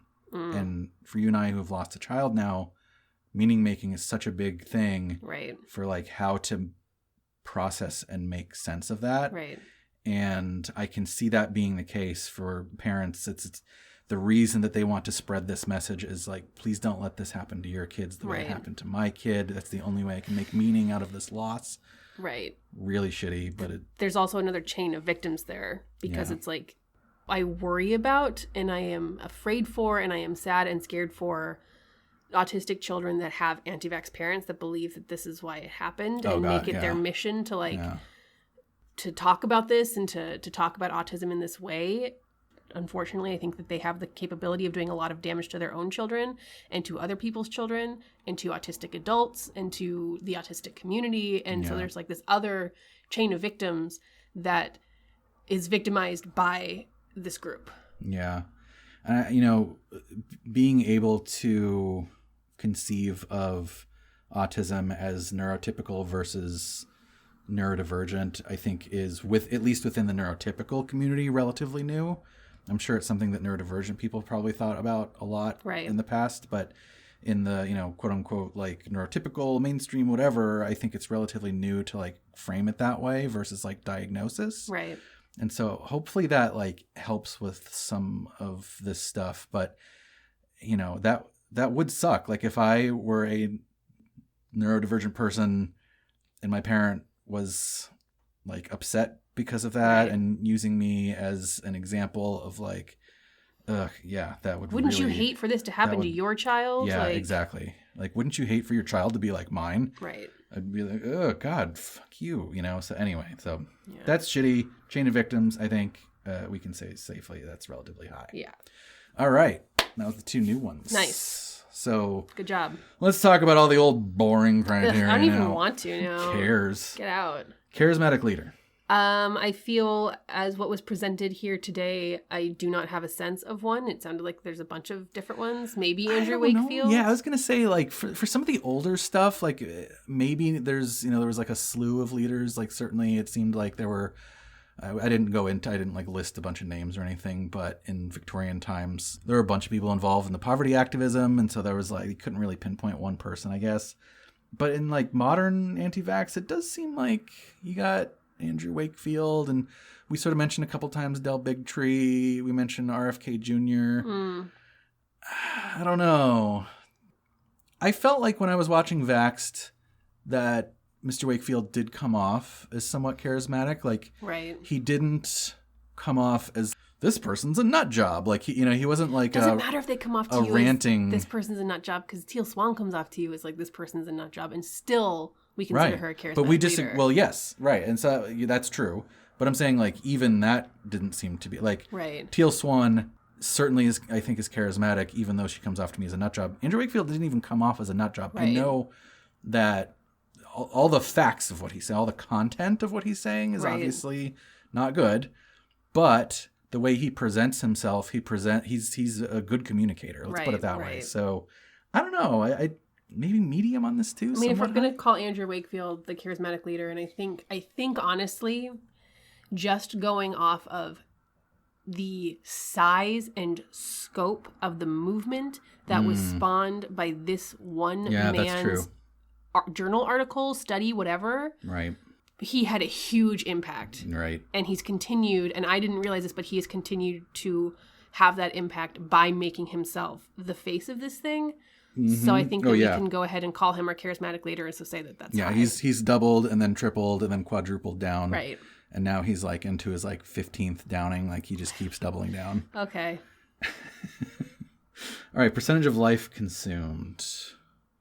I don't know. I feel like we didn't really get talk about like that. individual anti-vaxxers Right. and how that was an easy one to answer for QAnon because we talked to people whose family members were sort of like consumed by it. But it does seem like this can be really high because if you are a parent who's like, I'm not going to vaccinate my children, then they are not going to public school, then you're making like really big life decisions based on this thing. I mean, there's going to be other parents that won't let their children play with your children. There's going to be other parents that you're probably not going to want to associate with because they do believe in vaccines. Like, it does tend to have some dogma in that way where I think that the population can tend to insulate itself. So varies, maybe? I think it varies. I don't know enough anti-vaxxers in my personal life to really have an idea. Like, we know people who have had like anxiety and fear about vaccines, but nobody that's like, I'm not going to vaccinate my kids and I'm going to homeschool them. Like, we don't know anybody like that personally. So I don't know if my view of that is really just stereotypical. I think the possibility is there for a high percentage of life consumed. Here's an easy one. Anti-factuality and disinformation. Yeah, I think it's really high. Bada bing, bada boom, super high, I don't moving think on. we need to explain that one. I mean, I don't want to be flippant about it, but yes, there's... That was what the whole podcast was about, though. The whole last 5 hours was about this. Yeah. So just lots of motivated reasoning out the wazoo here. Wazoo-hoo. And definitely a lot of like the closed system where, well, I'm right because the CDC is hiding things, and the more you show me that they're not, the more it's an evidence for they're hiding the hiding. I'm going to do science to prove that my hypothesis is right. Right, exactly. Presence of ritual? Variolation, baby. That was highly ritualistic. But that's obviously not the anti-vaxxers. That was right. We have seen ritual in the show. I don't know if they it's there. Have rituals. What about meme sharing? Is that ritualistic? Maybe. Kind of is. But I also don't feel like, I don't know. I don't feel like the anti-vaxxers necessarily have the same exact relationship to meme sharing as like the QAnoners do. There's a lot of anti-vax meme stuff going on. I know there's a lot of anti-vax meme stuff, but they are not sitting there going like, we did literal magic with our memes. Oh, meme. Well, okay. So, but that's a high bar for QAnon. Like, QAnon is I'm just saying, I don't think they're like the meme army. I don't think all meme sharing is ritualistic. I think meme sharing is... Oh, really? Because I'm not sure. I think I maybe disagree with that. I think it's kind of like saying that all like talking is ritualistic. All communication is ritualistic. I think it's another form of communication. It is, but it's a very like... Is our reaction GIFs ritual? I don't know. Kind of, right? Because like when I think about communication, like us having a conversation, right? That is maybe me trying to get information from you or vice versa, us reacting to each other. Meme sharing feels very like I am proving my identity and worth to this community by like posting. Because like a lot of the meme shares that I see in my own bubble on Facebook are from the same people saying the same thing over and over to a bunch of people that already agree with them. Your problem is that you're on Facebook. But that's where meme sharing happens. That's what I'm saying. Like, that's... The purpose isn't to say, like... I think, like, the stated purpose is, hey, listen to this thing. Right. But it's inevitably always something that, like, everyone goes, that's right, 100%. This, all caps, right? Is that communication or is it ritual? That's what makes it feel ritualistic to me. But I also don't feel like we got into the nuances of meme sharing amongst anti-vaxxers in this episode. So that's true. Don't really know how it's used. So I guess what I'll say is, without having again the time to go into the details of that, because meme sharing is used in the community, and because I think personally that I've made a case for meme sharing having a ritualistic element, then I'm going to say that it's present, maybe not high, but it's definitely there. Low but present? Low but present, yeah. Okay. Societally niche. I don't know. Well, on one hand, it's... Yes? On one hand, it's small compared to... Like, it really is, like, the number of people who refuse vaccines is actually relatively small compared to the people that don't. I feel like... However, top 10 health, according to WHO, top 10 health threat. I feel like I'll be able to answer this question better in like 5 months. Once I actually see, are we actually going to hit this like wall that we're talking about in the United States of like the vaccine hesitancy inhibiting our herd immunity for COVID-19 or not? And I don't know if that's a great answer because like there's vaccine hesitancy and anti-vax for plenty of things, not just COVID. But I feel like if anti-vax sentiment can stymie our COVID-19 herd immunity, right, then that's not niche. I think that's a great answer, actually, because I think that that's the key. That is sort of the key thing. Like, is it niche at least within the United States? Because most of what we see prior to ignoring COVID, like with measles, right, is there are outbreaks that happen in smaller communities. Right. Because those communities get targeted, or in some cases they're susceptible or whatever. Right. And so then we see, and because herd immunity, again, is a local thing, the outbreaks happen there. So that feels niche to me, because it's like, let's go for these like micro communities. Right. But for it to be not niche, for it to be like, like societally harmful at large, I think that your answer makes sense. Like, let's see what happens with COVID. Right. All right. Finally, harm to the individual. Actually, this is like harm to the society almost. You know what I mean? The harm is high. The harm, whatever harm we high. want to characterize it, high. High. Yeah, because literally it makes diseases. And that's not good. And then people die. And also it good. Promotes eugenicist thinking. Right. And also, harmful ableism for communities that unfortunately get wrapped up in the motivated reasoning. So what do we say? At first I think I was like, oh, this is going to be a cult, but I kind of think I agree with Dr. Gorski's assessment, where it's like, it kind of is and kind of isn't. It definitely has elements, but... Are you fucking kidding me? Too diffuse. Oh, what? You're the one that has to decide, because if it's my episode. I gave that answer, okay, you're right. You'd flip out at me. You're fair. Cult. So you say cult. I'm saying cult. I guess then a wishy-washy answer from me means... Sorry, but I'm saying it. Not cult. If I must say something, then I'm going to say not cult, but definitely has a bunch of cult elements. I don't even know if you're allowed to say that. There's too much missing for me. It's too diffuse. It's existed for too long. It's a move. To me, it's more of like a move. It's a thing that exists. It's a part of our culture almost, right? Like, as long as it's existed, the broad swath it cuts across society in terms of like all the different viewpoints, it just seems like it's, as long as you have vaccines, you'll have Antivax, and that's just the way it is. Right. And the more abundance of caution, as we've talked about, you treat it with, the more inroads there are for people who are susceptible to disinformation or will use it purposely and nefariously to say, well, why would there be so many safety nets if it was safe? Right. So I'm going to say not cult because of those reasons. Sounds good. All right.